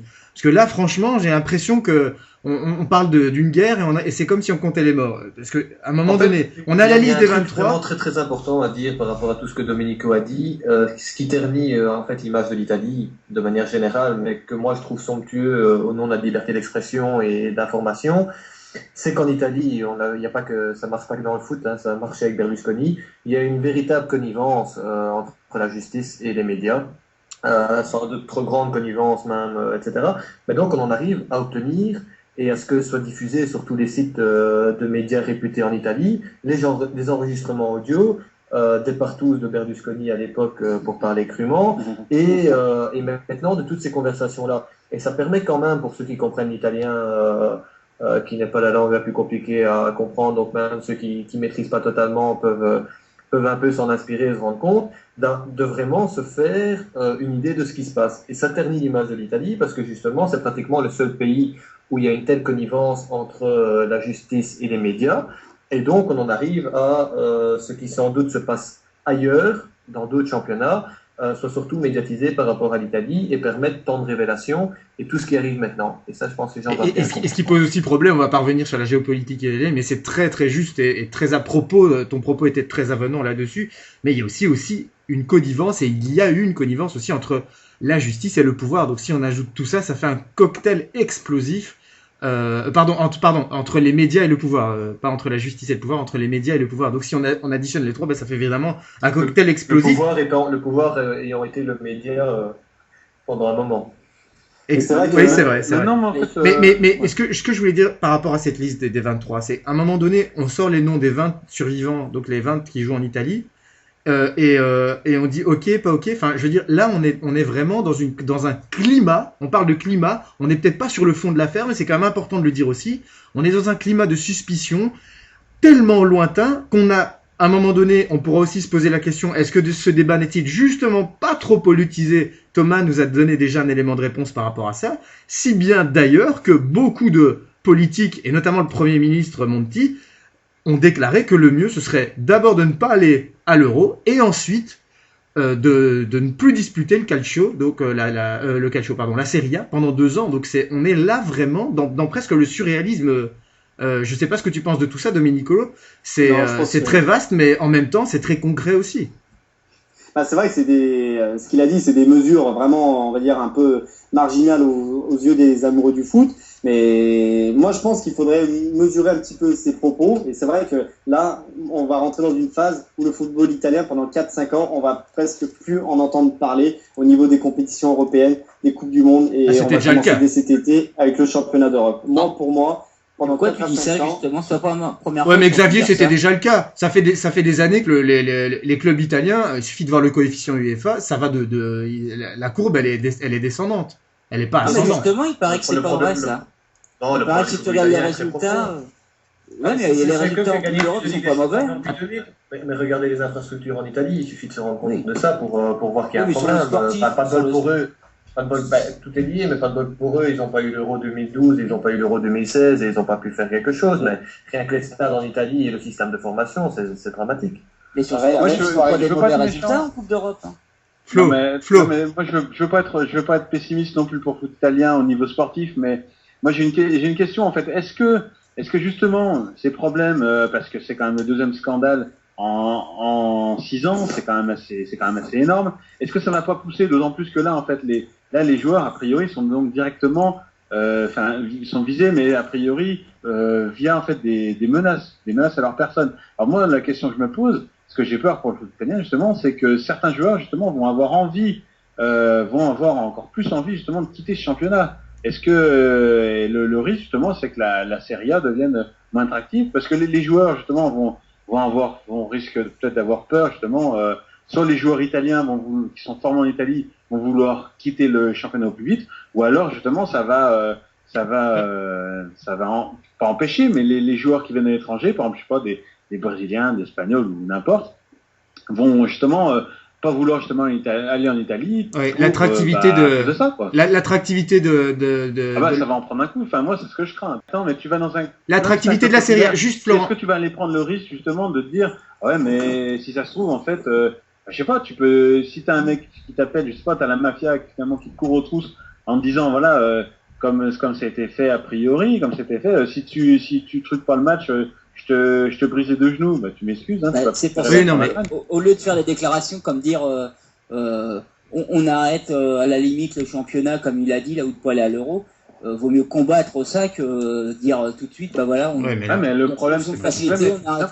C'est pas mais ça. Xavier, c'est le problème. Mais le problème, c'est pareil. Le problème, c'est que si ça avait été un problème d'ordre sportif, j'allais dire, comme ça a été le cas a priori en plus en 2006, tu peux le combattre parce que c'est purement sportif. Là, a priori, si tu as des problèmes de mafia ou des problèmes, on va dire, qui sortent de l'ordre sportif, bah, non, mais c'est beaucoup plus compliqué, je veux dire, à gérer. Puis c'est pas en 2-3 ans que tu vas pouvoir ça, parce que c'est des problèmes. Non mais attendez. Je crois d'abord qu'il faut dissocier deux choses. C'est sur le plan judiciaire, c'est bien qu'on en parle, et parce que on est des amoureux de football, mais on n'aura pas de réponse avant un petit temps. Donc déjà, on peut supposer, on peut avoir un sentiment, mais on n'aura pas de réponse. Par contre, là, on peut vraiment avoir plus de doutes.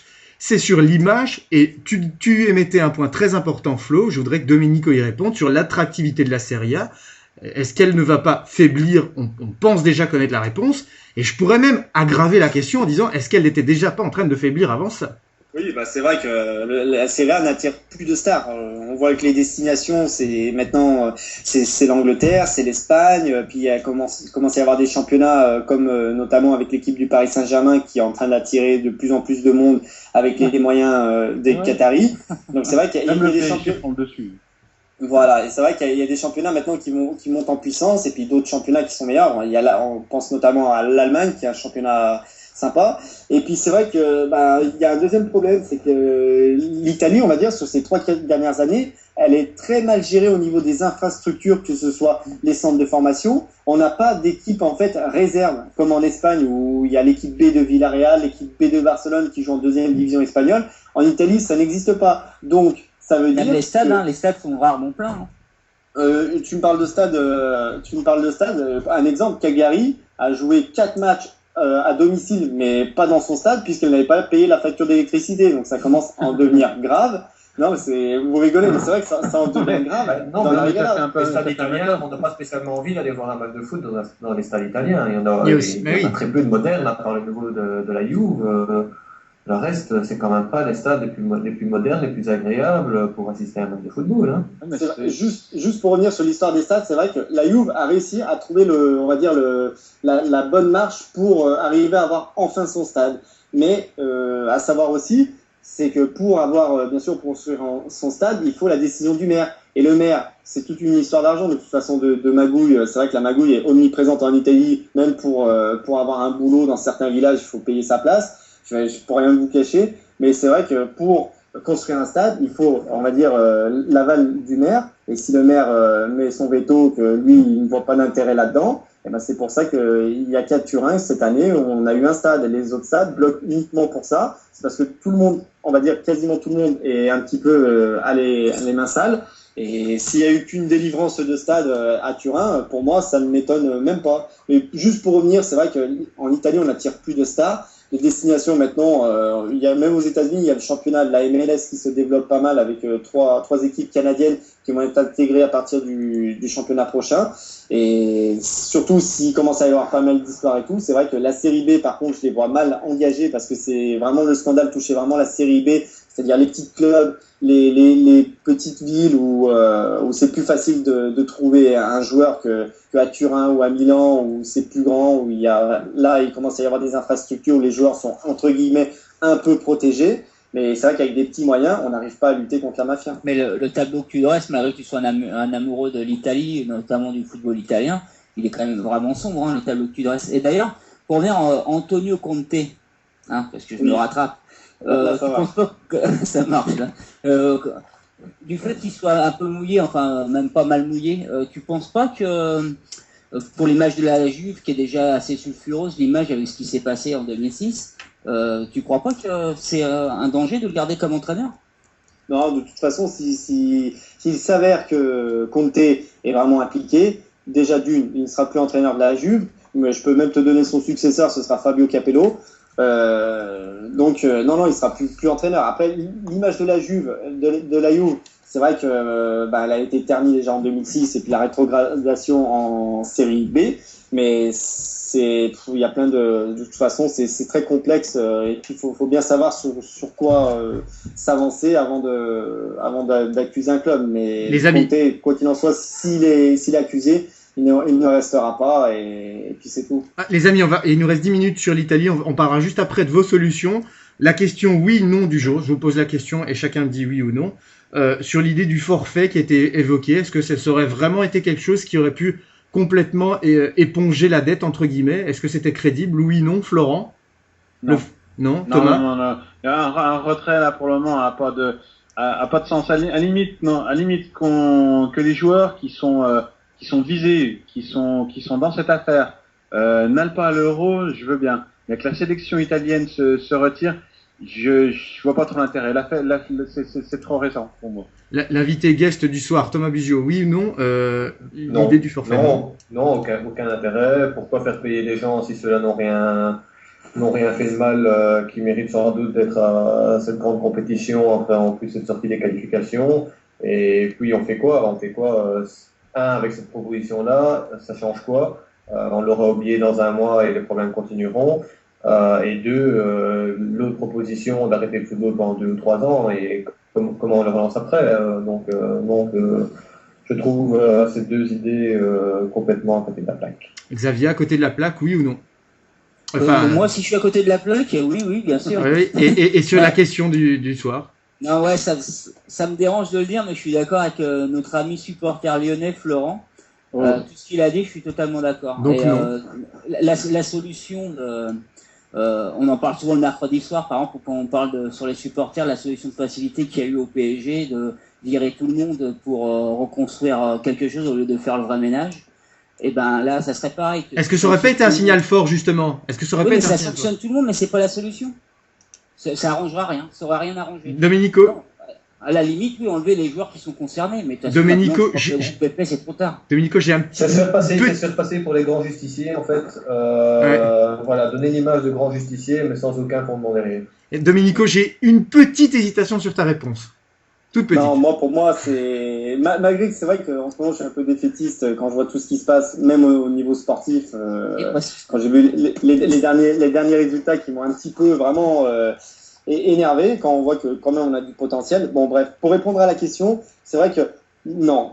Pourquoi? Parce que là, on se mettrait un peu la FIFA et l'UEFA à dos, et là, on entrerait encore dans beaucoup plus de problèmes. Et puis pour les gens qui se déplacent, moi, je pense que l'essentiel, c'est de participer quand même, d'essayer de faire honneur pour ceux qui sont clean, pour l'image du foot italien. Non, pour moi, ce serait vraiment aberrant d'avoir à faire un forfait général, ce qui n'est jamais arrivé lors d'une compétition internationale au niveau des sélections.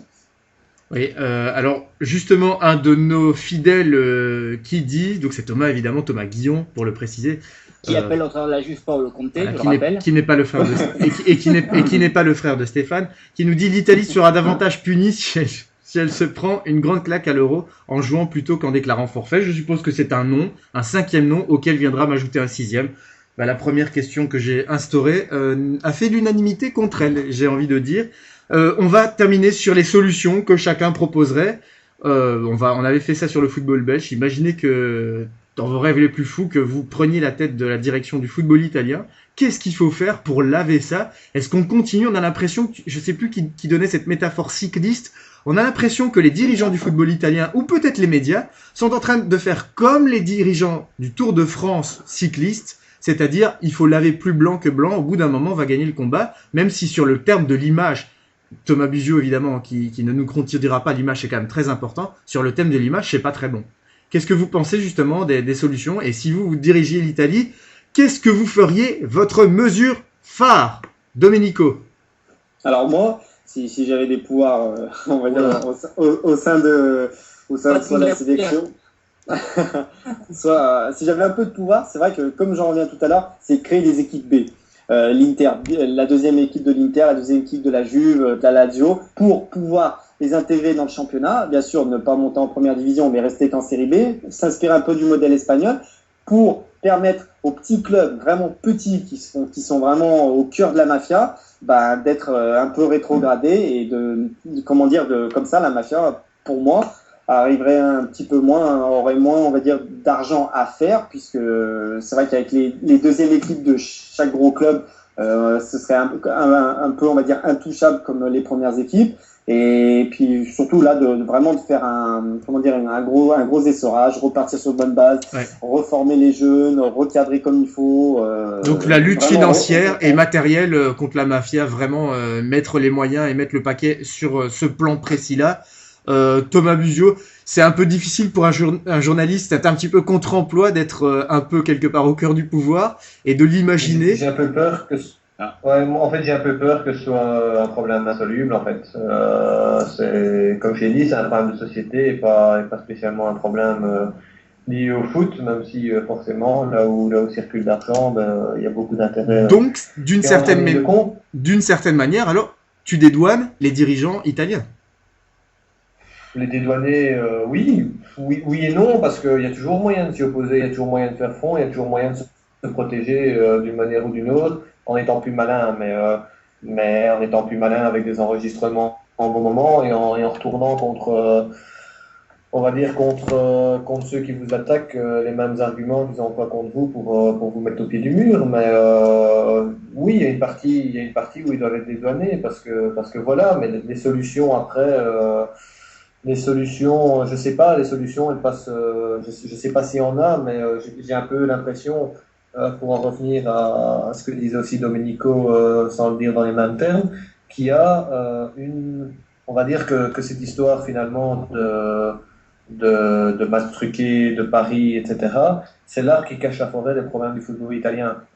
Celui sur lequel on va se focaliser, celui qui va cristalliser un peu toutes les retombées médiatiques, mais cacher l'énorme problème de formation et d'infrastructure qu'il y a derrière et qui en fait bloque le foot italien qui a réussi, je ne sais pas trop comment, être champion du monde en 2006 et encore gagner Ligue des Champions en 2010 avec l'Inter Milan. Thomas, on sait comment. Les joueurs n'en ont plus de niveau. On sait comment. On est avec beaucoup de Français ce soir et eux se rappellent évidemment comment ils ont gagné un petit peu d'humour. Réaction de Thomas qui va un petit peu dans le sens ambiant de l'émission. La mafia qui gangrène, ça nous le savons. Et donc, si je résume un peu la pensée de Thomas Guillon, qui nous dit effectivement, donc c'est plus un problème extra-sportif. Et Flo, je te lis aussi que c'est vraiment un problème extra-sportif. La mafia qui gangrène l'Italie, donc c'est d'abord un problème à résoudre. Donc si je vous comprends bien, en fait, les dirigeants italiens de l'Union italienne de football, ils peuvent rien faire et ils peuvent rien faire. J'irai pas jusque là. Moi personnellement, comme je dis, c'est un problème extra-sportif effectivement parce que la base c'est pas comme le problème qu'il y a eu en 2010 où c'était des dirigeants directement, enfin qui étaient plus concernés. Et là c'est un problème effectivement. C'est des extérieurs du foot qui interviennent et qui posent problème. Donc les pouvoirs sportifs peuvent pas directement intervenir. Maintenant après c'est vrai qu'en relation effectivement avec la justice, etc., ils peuvent faire quelque chose. Maintenant je pense que une des solutions effectivement pour redresser le football italien, qui à mon avis risque d'avoir une petite traversée du désert au niveau des clubs, peut-être effectivement au niveau des petits clubs, comme le disait Domenico tout à l'heure, c'est accentuer justement sur la formation et l'aide et la compétitivité justement des petits clubs et des équipes réserves des championnats, et justement essayer de ramener du monde dans les stades d'attractivité. Mais le problème effectivement, c'est que, comme je l'ai dit au début, c'est un problème extra-sportif. Il y a des problèmes de corruption effectivement à peu près dans pas mal de niveaux. Donc c'est un problème qui est vraiment à long terme, et ça doit être un problème qui doit être pris à la base, pas seulement par les pouvoirs sportifs, mais vraiment par les pouvoirs publics et les pouvoirs politiques italiens. Chers amis auditeurs, c'était une question extra complexe. Est-ce que c'est possible de conclure sur une question si complexe? Xavier, tu dois faire ce grand écart-là. Moi je refuse le poste déjà premièrement. Tu n'es pas assez souple, Xavier? Entre mon emploi, RTF, je peux pas en plus prendre le football italien, non, c'est impossible. Non, mais plus sérieusement, vous avez un peu tout dit, les solutions. Moi j'ai pas de solution, mais je pense que ce qu'il faut surtout, c'est qu'il se passe quelque chose, parce que pour l'image du football italien, là c'est encore un coup dur, et à un moment, peut-être que le football italien va pas s'en relever. Ça va peut-être devenir un championnat qui sera plus très suivi, que les gens vont un peu dénigrer, qui sera plus crédible, quoi. Et faut vraiment qu'ils fassent attention, les Italiens, parce que leur championnat, ils peuvent en prendre vraiment un gros coup. Non, mais c'est vrai, c'est ce que j'avais annoncé. Pour moi, là, les 4-5 prochaines années, ça va être vraiment des années noires pour le football italien, parce que là, il va falloir repartir de zéro, se reconcentrer dans les écoles de formation, dans les centres, ressortir des nouveaux talents. Parce que pour moi, depuis Del Piero et Totti, il n'y a aucun joueur italien qui a du talent. C'est des bons joueurs, mais on va dire à courte durée. Balotelli. Il suffit qu'ils passent d'un club ou un autre pour plus entendre parler d'eux. Ouais, enfin, on reparlera évidemment. Balotelli, il y a quand même du talent, Domenico, par exemple. Balotelli a du talent, mais il n'est ni régulier et c'est quelqu'un de nonchalant sur le terrain, et qui va pas chercher les ballons. C'est pas comme un joueur comme Eto'o ou Drogba qui va défendre, chercher les ballons et pour repartir là, il attend vraiment pour moi le ballon sur un plateau, et moi c'est un bon joueur. C'est vrai que sur une touche de balle, il peut faire la différence, être très dangereux, mais c'est pas un joueur qui pour moi fait partie vraiment d'un 11 collectif, on va dire. En effet, c'est vrai que une bonne génération là quand même qui était en train de se refaire. Le sélectionneur avait reconstruit une belle équipe quand même là. Oui, mais c'est vrai qu'il a construit une belle équipe, mais quand on voit qu'il y a des joueurs comme Montolivo qui a fait une saison noire avec la Fiorentina, il y a pas mal de joueurs qui ont vraiment pas réussi leur saison. Oui, Flo, rapidement.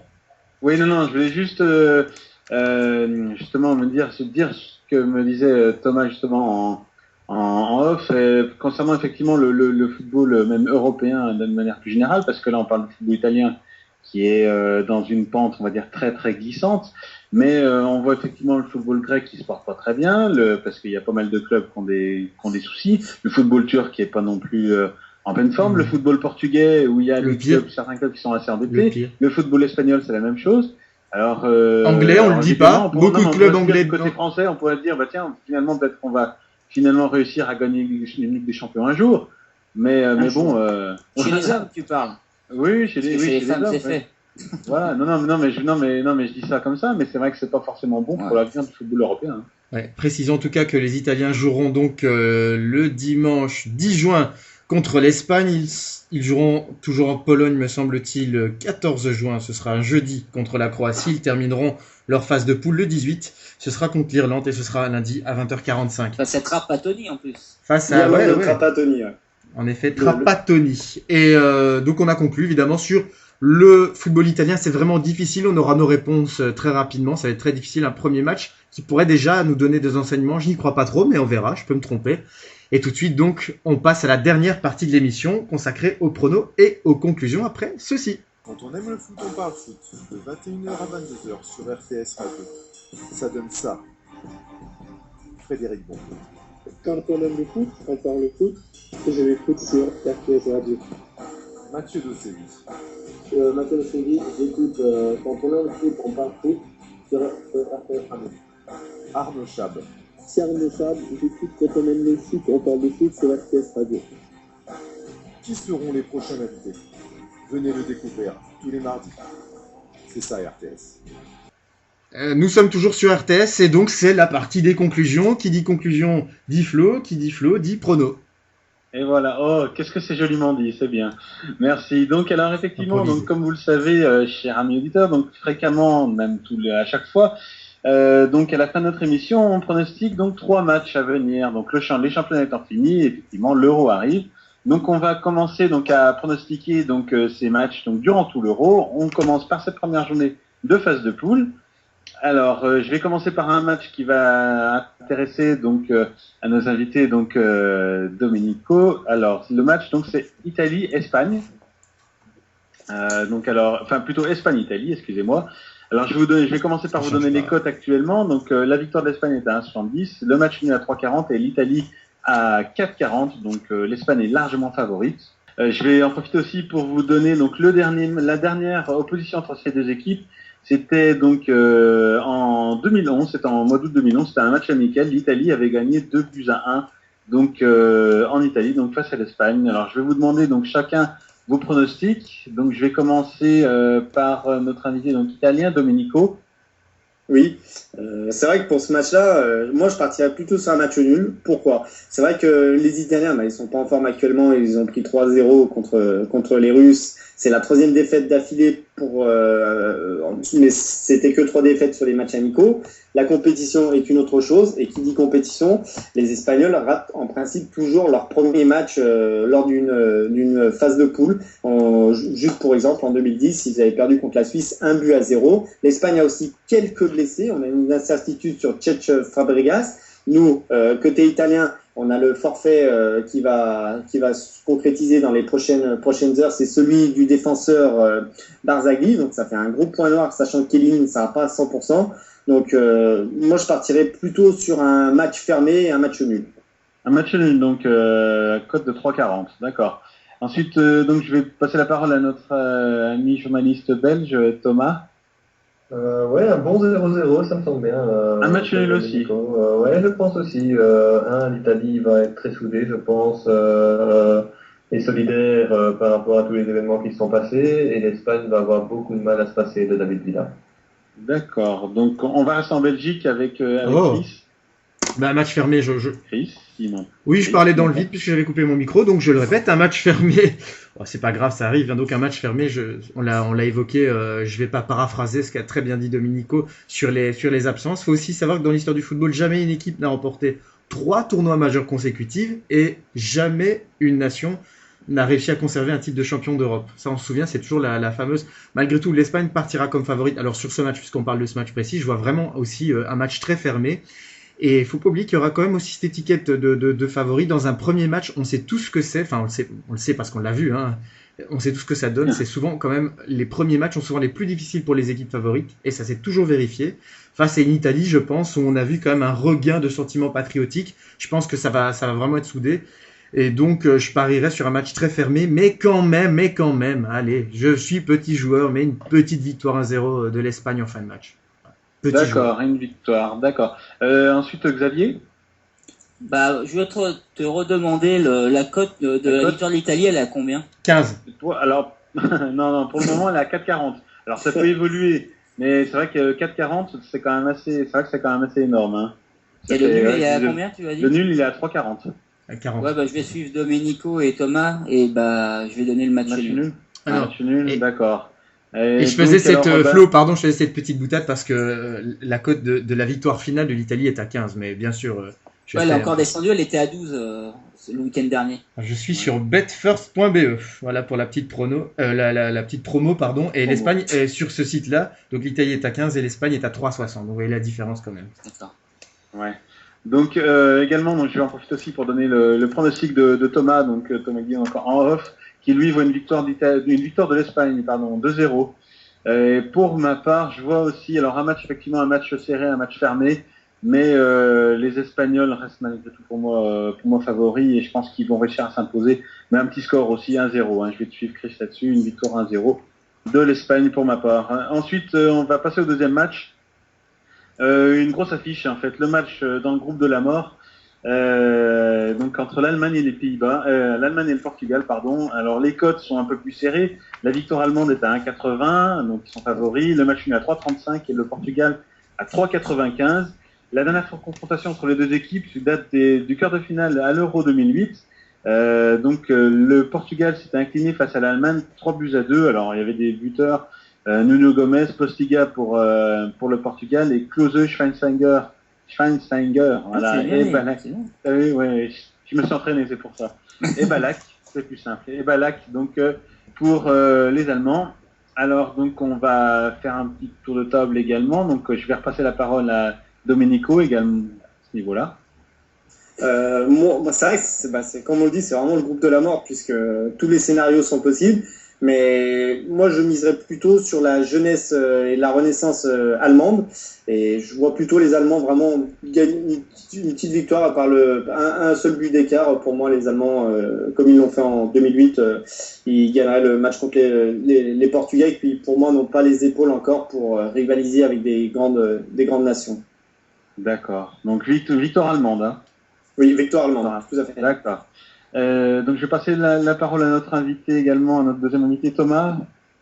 Victoire de l'Allemagne aussi. Je fais d'ailleurs de l'Allemagne mon favori pour la compétition de manière générale. Donc La seule petite inconnue, c'est la manière dont les 8 joueurs du Bayern Munich vont surmonter leur grosse saison de déception et notamment la défaite du championnat de Ligue des Champions, voir s'ils vont vraiment être affectés ou pas. S'ils ne le sont pas, je vois bien l'Allemagne survoler la compétition. D'accord. Ah oui, survoler carrément. Oui. Ah oui, N'ayons pas d'accord. peur des mots.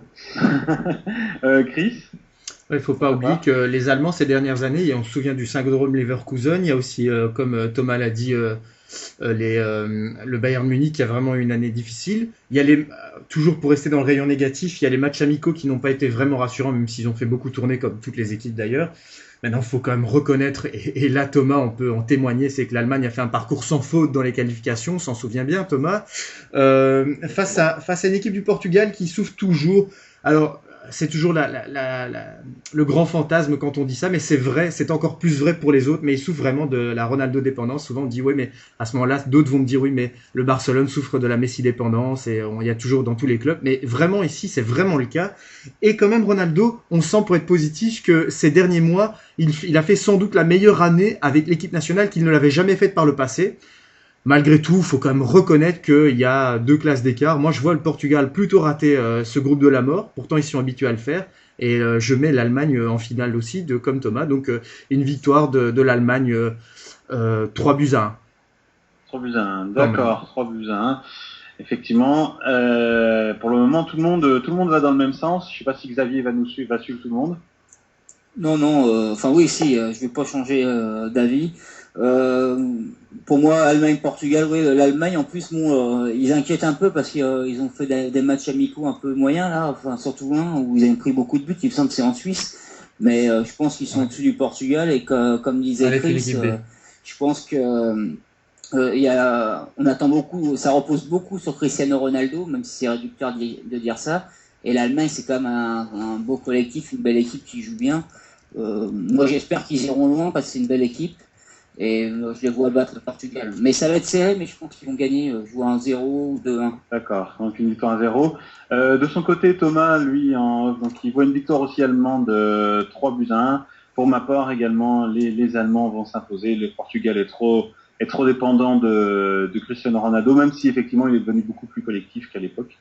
Mais une victoire pour moi 2-0 des Allemands. On va terminer donc avec le dernier match, un match qui nous intéresse directement côté français, donc le match entre la France et l'Angleterre. Alors les cotes sont aussi très serrées. La victoire française est à 2,40, le match nul à 2,95 et les Anglais sont cotés à 2,85. À savoir que donc la dernière confrontation entre Anglais et Français, donc c'est soldé par une victoire française, on s'en souvient. Voilà. Donc on va recommencer donc notre petit tour de table. On va continuer donc par Domenico.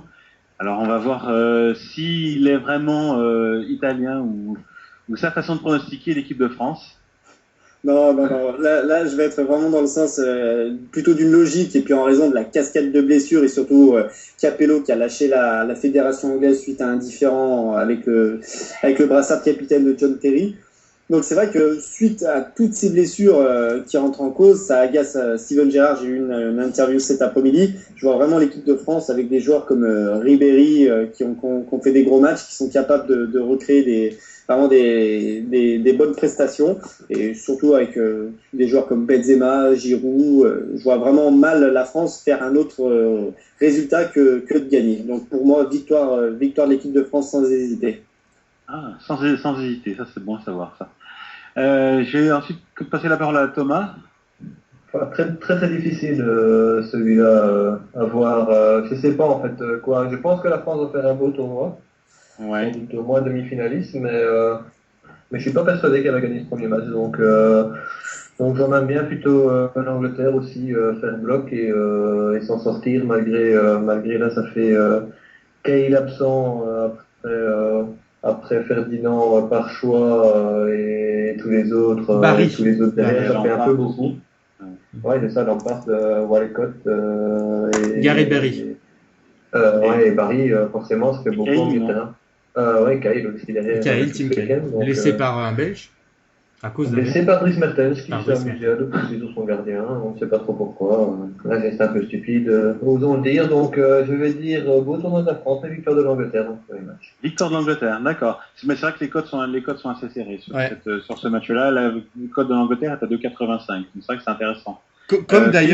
Comme d'ailleurs les cotes sur la phase finale sur le betfirst.be où l'Angleterre est à 12 et la France à 13, hein, la victoire finale à l'Euro. C'est extrêmement serré.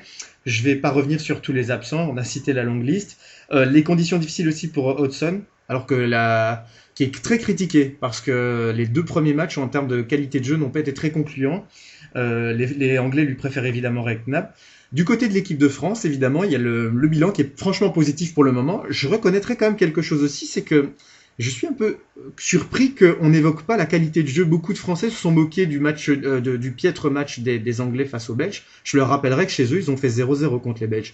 Donc, malgré tout, la qualité de jeu des Bleus ne me fantasme pas davantage que les Anglais. Ça semble être vraiment un match où les 2 entraîneurs vont être très prudents. De toute façon, c'est le style des deux. De toute façon, sur papier, ces 2 entraîneurs extrêmement fébriles et extrêmement prudents. Donc on va pas avoir une pluie de buts. Et moi, la conclusion diffère un peu de celle de Thomas. Je vois quand même un match nul bien pourri 0-0. Un match nul 0-0, d'accord. Donc à la cote 2,95. Donc si on suit, a priori, il y a de quoi faire un petit peu d'argent. Mais je vois en effet aussi la France parce qu'elle a un petit coup à jouer. J'ai regardé, et là je rejoins Thomas. Je crois que la France, on l'attend pas. Je la vois aller en demi-finale et être battue en demi-finale. Mais quand même, aller en demi-finale, ce sera un tournoi plus que réussi. Ah oui, effectivement, oui. C'est au-delà de nos espérances. Ouais. Xavier ? Bah moi, je vois un match nul, allez, je vais dire un partout, but de Benzema de Steven Gerrard. Ouh là là, c'est précis.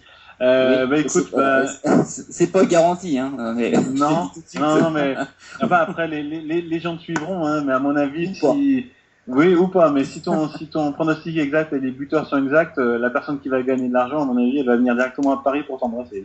Ah, si c'est une femme, je préférerais. Oui, c'est vrai, d'accord. De son côté, en off, donc Thomas m'a donné son pronostic aussi. Lui, il voit une victoire des Bleus 2-0. Pour ma part, je vais te suivre, Xavier. Pour les buteurs, j'irai pas jusque là non plus, mais je vois un match nul, un but partout. C'est vrai que l'équipe d'Angleterre, malgré les absences, ça reste quand même une bonne équipe. Après les Bleus, je les vois pas non plus. Alors, franchement, je sais pas si c'est un côté français, mais je vois pas non plus l'équipe de France aller en demi-finale. Les quarts de finale, pour moi, ce serait très bien. Ce serait déjà réussi. Voilà pour les pronostics. Oui, merci Flo. Et puisqu'on est un peu dans l'actualité de l'Euro, très rapidement, je vous demanderai on va conclure. Et si vous voulez ajouter quelque chose que vous vouliez dire pendant l'émission et que vous n'avez pas pu encore le faire, n'hésitez pas, puisque je vous donnerai donc la parole une dernière fois pour parler de football. Donc un petit peu par rapport à l'Euro, quelles sont un peu vos perspectives, quelles sont vos attentes. Pour Thomas Buzio, rappelons-le, journaliste au soir, c'est un peu particulier puisqu'il sera l'envoyé spécial. Tu seras l'unique, je pense, envoyé spécial du soir en Pologne, non ? Tout à fait, oui. Ouais. On a des correspondants sur place qui pourront, en cas d'événements, surtout politique, extra-sportif, donner des coups de main. Je serai le seul envoyé spécial. Sur le plan purement footballistique et sur le plan purement sportif, un peu quelles sont vos attentes ? Quelle équipe attendez-vous et quelle équipe, au contraire, pensez-vous qu'elle sera la déception ? Flo, puisque tu as conclu, je te laisse entamer cet exercice-là. Donc un peu ton top et ton flop à venir pour l'Euro. C'est un peu aussi le jeu des pronostics. Pour l'Euro, personnellement, alors le top, enfin moi, le futur vainqueur, ça va être Allemagne ou Pays-Bas. De toute façon, pour moi, la finale, ça sera. Et le flop ? Ça va être le flop, les Portugais. Les Portugais, parce que pas de chance, ils sont tombés dans un gros groupe, mais les Portugais, de toute façon, passeront pas le premier tour. Et puis malheureusement, je suis désolé pour Domenico, mais l'Italie passera pas le premier tour pour moi non plus. Je vais te rejoindre quasiment mot pour mot. Donc j'ai l'Espagne, l'Allemagne, je les vois plutôt bien. Moi, je vois bien Espagne-Allemagne demi-finale sur papier, Espagne-Allemagne, Pays-Bas, France. Et donc, les 2 grosses déceptions, ce serait pour moi l'Italie et le Portugal. Je l'ai dit dans mes pronos. L'Allemagne, je la vois bien faire un tout bon tournoi et aller jusqu'au bout. Les Pays-Bas sont pas mal, mais ils sont jamais à l'abri dans n'importe quel match de leur problème défensif et d'une défense centrale qui tient pas la route. Donc, ça peut se payer cash dès les quarts de finale. S'il faut, je vois la Pologne faire une belle surprise. C'est une équipe qu'on n'attend pas spécialement, mais joue à domicile, il y en a toujours une qui est très forte. Et ils ont quand même, en Lewandowski, un sacré buteur, en Piszczek, un très très bon arrière droit. C'est une nation très fière et qui porte très haut la fierté nationale. Donc ce sera un bel atout, même si l'absence de Pechko va leur coûter très cher par choix par rapport à un incident qui s'est passé avec des policiers à Cologne il n'y a pas si longtemps, et donc il pourrait un peu en souffrir. Et au niveau des déceptions, oui, l'Italie, même si je pense qu'elle va faire un résultat contre l'Espagne au premier match, je la vois être sortie au premier tour, effectivement, peut-être au profit de l'Irlande de Trapattoni ou de la Croatie, mais peut-être plus de l'Irlande qui pourrait aussi créer la surprise, et je vois peut-être une très grosse surprise négative pour l'Espagne. Ah bon? Mais comme on l'a dit, hein, les prévisions ne sont pas ouvertes pour eux, puisqu'il y a un peu le champ du cygne. Mais comme disait, je ne sais plus quel footballeur d'Anderlecht, tu vas me raviver la mémoire, c'est Jovanovic, je crois, qui disait ça, les statistiques, c'est comme les mini-jupes, c'est joli à regarder, mais ça cache l'essentiel. Comme tu dans la citation. Elle vient d'un Français au départ. Hein. Ouais, Le premier qui l'a importé en Belgique, c'est Albert Cartier. Il y a bien je ne sais plus qui derrière. Je ne sais pas, c'est pas De Gaulle ou quelque chose comme ça. Je ne sais plus. Mes amis français le savent sans doute mieux que moi. Il y a Jérémy Janot qui avait dit aussi les excuses, c'est comme les trous du cul, on en a tous un, mais on n'est pas obligé de s'en servir. Eh bien voilà, Xavier, sur ce doux moment de poésie, Xavier, je te propose c'est une vraie citation. Je te propose d'enchaîner sans transition, si je puis me permettre. Donc Xavier, quelle serait aussi pour toi l'équipe phare qui illuminerait cet Euro, et au contraire l'équipe qui te décevrait énormément? Bah, comme disait Thomas, pour l'Espagne c'est dur, parce que imaginons qu'ils arrivent même pas en finale, même si c'était demi-finaliste, on dirait que c'est presque un flop, alors que bon, demi-finaliste, ce serait pas un mauvais résultat, mais parce que vu le niveau qu'ils ont eu, championnat d'Europe, Coupe du Monde, s'ils n'allaient pas en finale, ce serait une déception. Et je les vois pas aller en finale. Moi, je vois bien l'Allemagne et les Pays-Bas aussi. Et du côté, c'est vrai que c'est un peu la facilité de dire l'Italie, mais peut-être justement que ça va fédérer, ils vont peut-être s'en sortir. Le premier match sera très important, je pense, face à l'Espagne. Et j'ai un peu peur pour l'Angleterre aussi. Et d'ailleurs, moi, mon top, c'est quand même dans la première semaine. Là, j'ai noté quand même, t'as Allemagne-Portugal, Espagne-Italie, France-Angleterre, Pays-Bas-Allemagne. Il y a même un Suède-Angleterre en fin de semaine. Il y a vraiment des matchs hyper excitants à regarder. Ça va vraiment être passionnant. Je suis pas sûr que ce sera les plus beaux matchs, on en reparlera. Domenico. Grosses affiches. Hein, ah, ça c'est vrai, ça c'est clair. Domenico, tu peux te prêter à cet exercice particulier? Oui, alors c'est vrai que moi, en équipe que je vois plutôt finaliste, c'est vrai que je vois beaucoup l'Allemagne. L'Espagne, je les vois aller loin dans la compétition, mais peut-être pas en finale, parce moi je les vois cramer, franchement, avec tous les matchs qu'ils ont fait, parce que la plupart des internationaux, on sait qu'ils sont au Real de Madrid ou sinon à Barcelone, et je les vois un peu cramer pour la fin de la compétition. Par contre, les équipes solides et à surveiller, pour moi, ce sera l'Irlande de Trapattoni et aussi la Pologne, qui est pays organisateur avec l'Ukraine, mais je vois plutôt la Pologne qui vont être, pour moi, durs à éliminer, qui vont peut-être aller en quart de finale, c'est sûr, mais je les vois être durs à éliminer. Et après, l'Italie, tout dépend du premier match. Si l'Italie réussit son premier match, il faudra aller à un match nul pour se qualifier, on va dire. Ça elle a l'habitude de faire ça. Mais sinon, c'est vrai que l'Italie ne peut ne pas passer le premier tour. Et puis, à surveiller aussi peut-être la France, voire pour les demi-finales aussi. Merci. Le top et le flop de Thomas, je l'ai lu un petit peu plus haut. Ce serait plutôt le top, donc les Pays-Bas et l'Irlande, tandis que le flop, il s'attendrait à l'Italie et au Portugal. Finalement, je pense qu'il y a une relative unanimité, et les pays organisateurs seraient aussi un petit peu à craindre en termes de résultats décevants. On arrive à la conclusion de cette émission. Je vais évidemment remercier tous les chroniqueurs habituels de cette fantastique émission, et je remercie aussi Christopher, l'animateur habituel, qui m'a cédé son siège exceptionnellement pour l'occasion. Merci Florent d'avoir participé à cette émission. Bah, c'est avec toujours un grand plaisir. Hein. Oui. Et avant de partir, tu avais peut-être quelque chose pour nous? Oui, alors effectivement, donc je profite de l'antenne pour inviter tous nos amis membres et tous les auditeurs qui nous écoutent à nous rejoindre sur notre page Facebook. Donc, quand on aime le foot, on parle foot, parce qu'actuellement, donc le championnat étant fini, donc nous avions un jeu de pronostic Ligue 1 donc qui s'est terminé, et depuis donc l'Euro va commencer. On a un jeu qui a débuté le 29, donc la semaine dernière, de pronostic. Donc c'est très simple, ça consiste donc vous avez une première partie donc qui a commencé, qui se termine donc le 7, donc c'est-à-dire jeudi prochain, donc où vous devrez donc faire à peu près comme nous avons fait ce soir et la semaine dernière. Donc vous devrez donner votre classement de chaque groupe, ainsi que le dernier carré, donc les équipes que vous voyez en demi-finale, le vainqueur et le finaliste. Donc ensuite, une deuxième partie qui a commencé où vous devez pronostiquer donc à chaque fois, chaque journée de phase de poule, avec un match où vous devrez donner le nom du buteur. Donc pour la semaine prochaine, donc le match c'est France-Angleterre. Une troisième partie donc que je préciserai donc la semaine prochaine à gagner. Donc le gagnant de ce jeu aura l'honneur et aura surtout la chance donc de venir avec nous un soir, donc d'être chroniqueur d'un soir parmi nous et d'avoir la possibilité de choisir un débat de son choix. Il pourra se confronter donc aux avis affûtés de Xavier et de Chris. Lequel ? Les deux, hein, parce que vous êtes quand même assez chaud parfois, donc voilà. Donc j'invite tout le monde à nous rejoindre. C'est sympa, c'est facile, ça coûte rien, c'est de l'amusement, et puis voilà.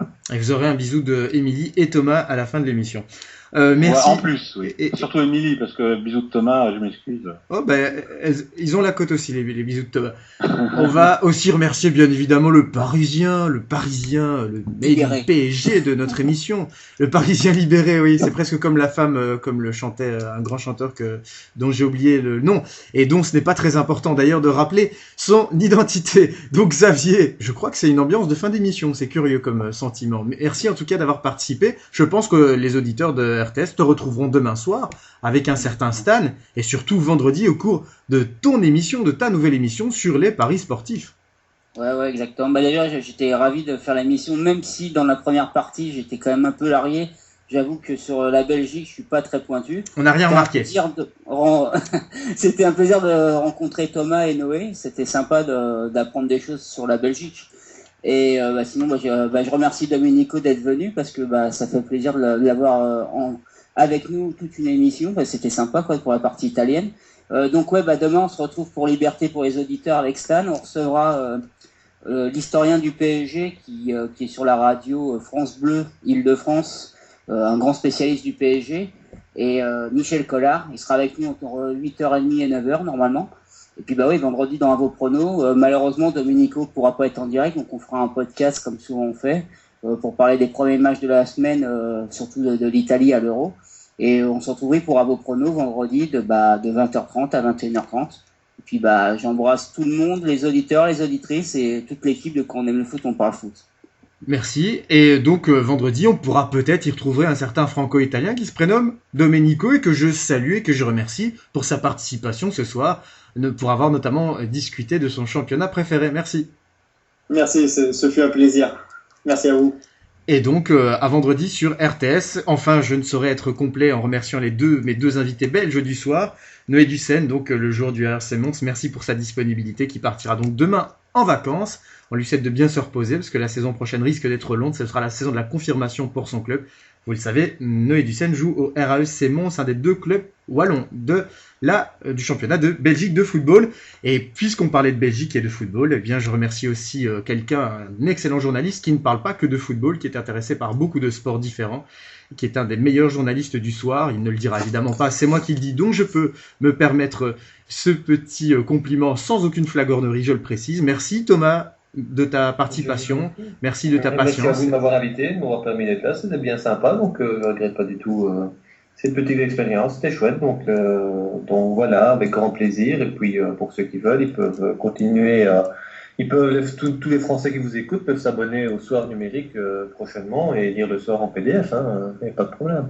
Juste précisons que le soir a parmi toutes ses qualités, un espace forum et un espace commentaire vraiment très très avisé, et souvent on peut remarquer d'ailleurs que les meilleurs commentaires, les meilleurs spécialistes et amateurs du football belge se retrouvent sur le soir, parce que franchement il y a beaucoup de sites où les commentaires, même en France et surtout aussi en Belgique, sont très bas de gamme, et là la modération fait bien son travail. C'est un des rares sites internet sportifs qui fait vraiment bien son travail, et on parle vraiment du fond des choses. Donc merci à ton journal, un peu que tu représentes quelque part le soir, que vous pouvez rejoindre sur internet, tout simplement en cliquant sur www.lesoir.be. Toutes les infos sont évidemment là, et donc je l'ai dit, toi tu tiens plusieurs fascicules dans le vestiaire. Dans le vestiaire, mais ça c'était juste un spécial pendant les playoffs, donc il y aura d'autres capsules sur d'autres sujets ici pendant l'Euro.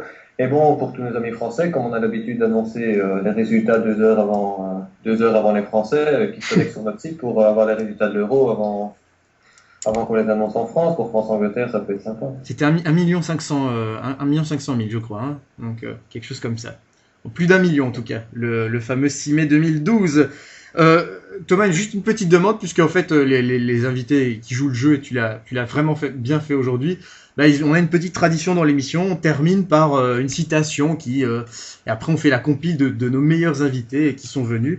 Et donc, il y a une phrase à dire. Et donc, la phrase, elle est assez simple. Ici, Thomas Bussiot. Quand on aime le foot, on parle foot, c'est logique, et c'est sur RTS. T'es pas obligé de dire c'est logique. Hein. Donc la phrase c'est ici Thomas Bussiot. Quand on aime le foot, on parle foot sur RTS Radio. Ici Thomas Bussiot. Quand on aime le foot, on parle foot sur RTS Radio. Merci beaucoup. C'est le seul qui a pas savonné. Vous aurez remarqué ça. Eh bien, chers amis auditeurs. C'est le seul qui a pas eu besoin d'y écrire. Hein. Ah bah ouais. Mais en même temps, je l'ai fait plus court que Christopher. Hein. T'as vu Christopher, tu retiendras pour les prochains invités. Il faut faire très court les genres de phrases là.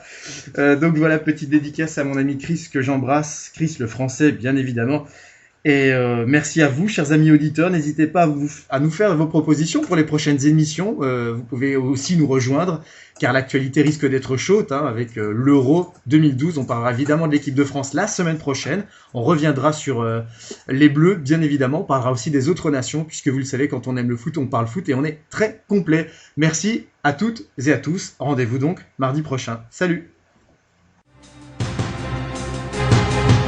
Valentier partiu, pé esquerdo, uma bomba! Gol!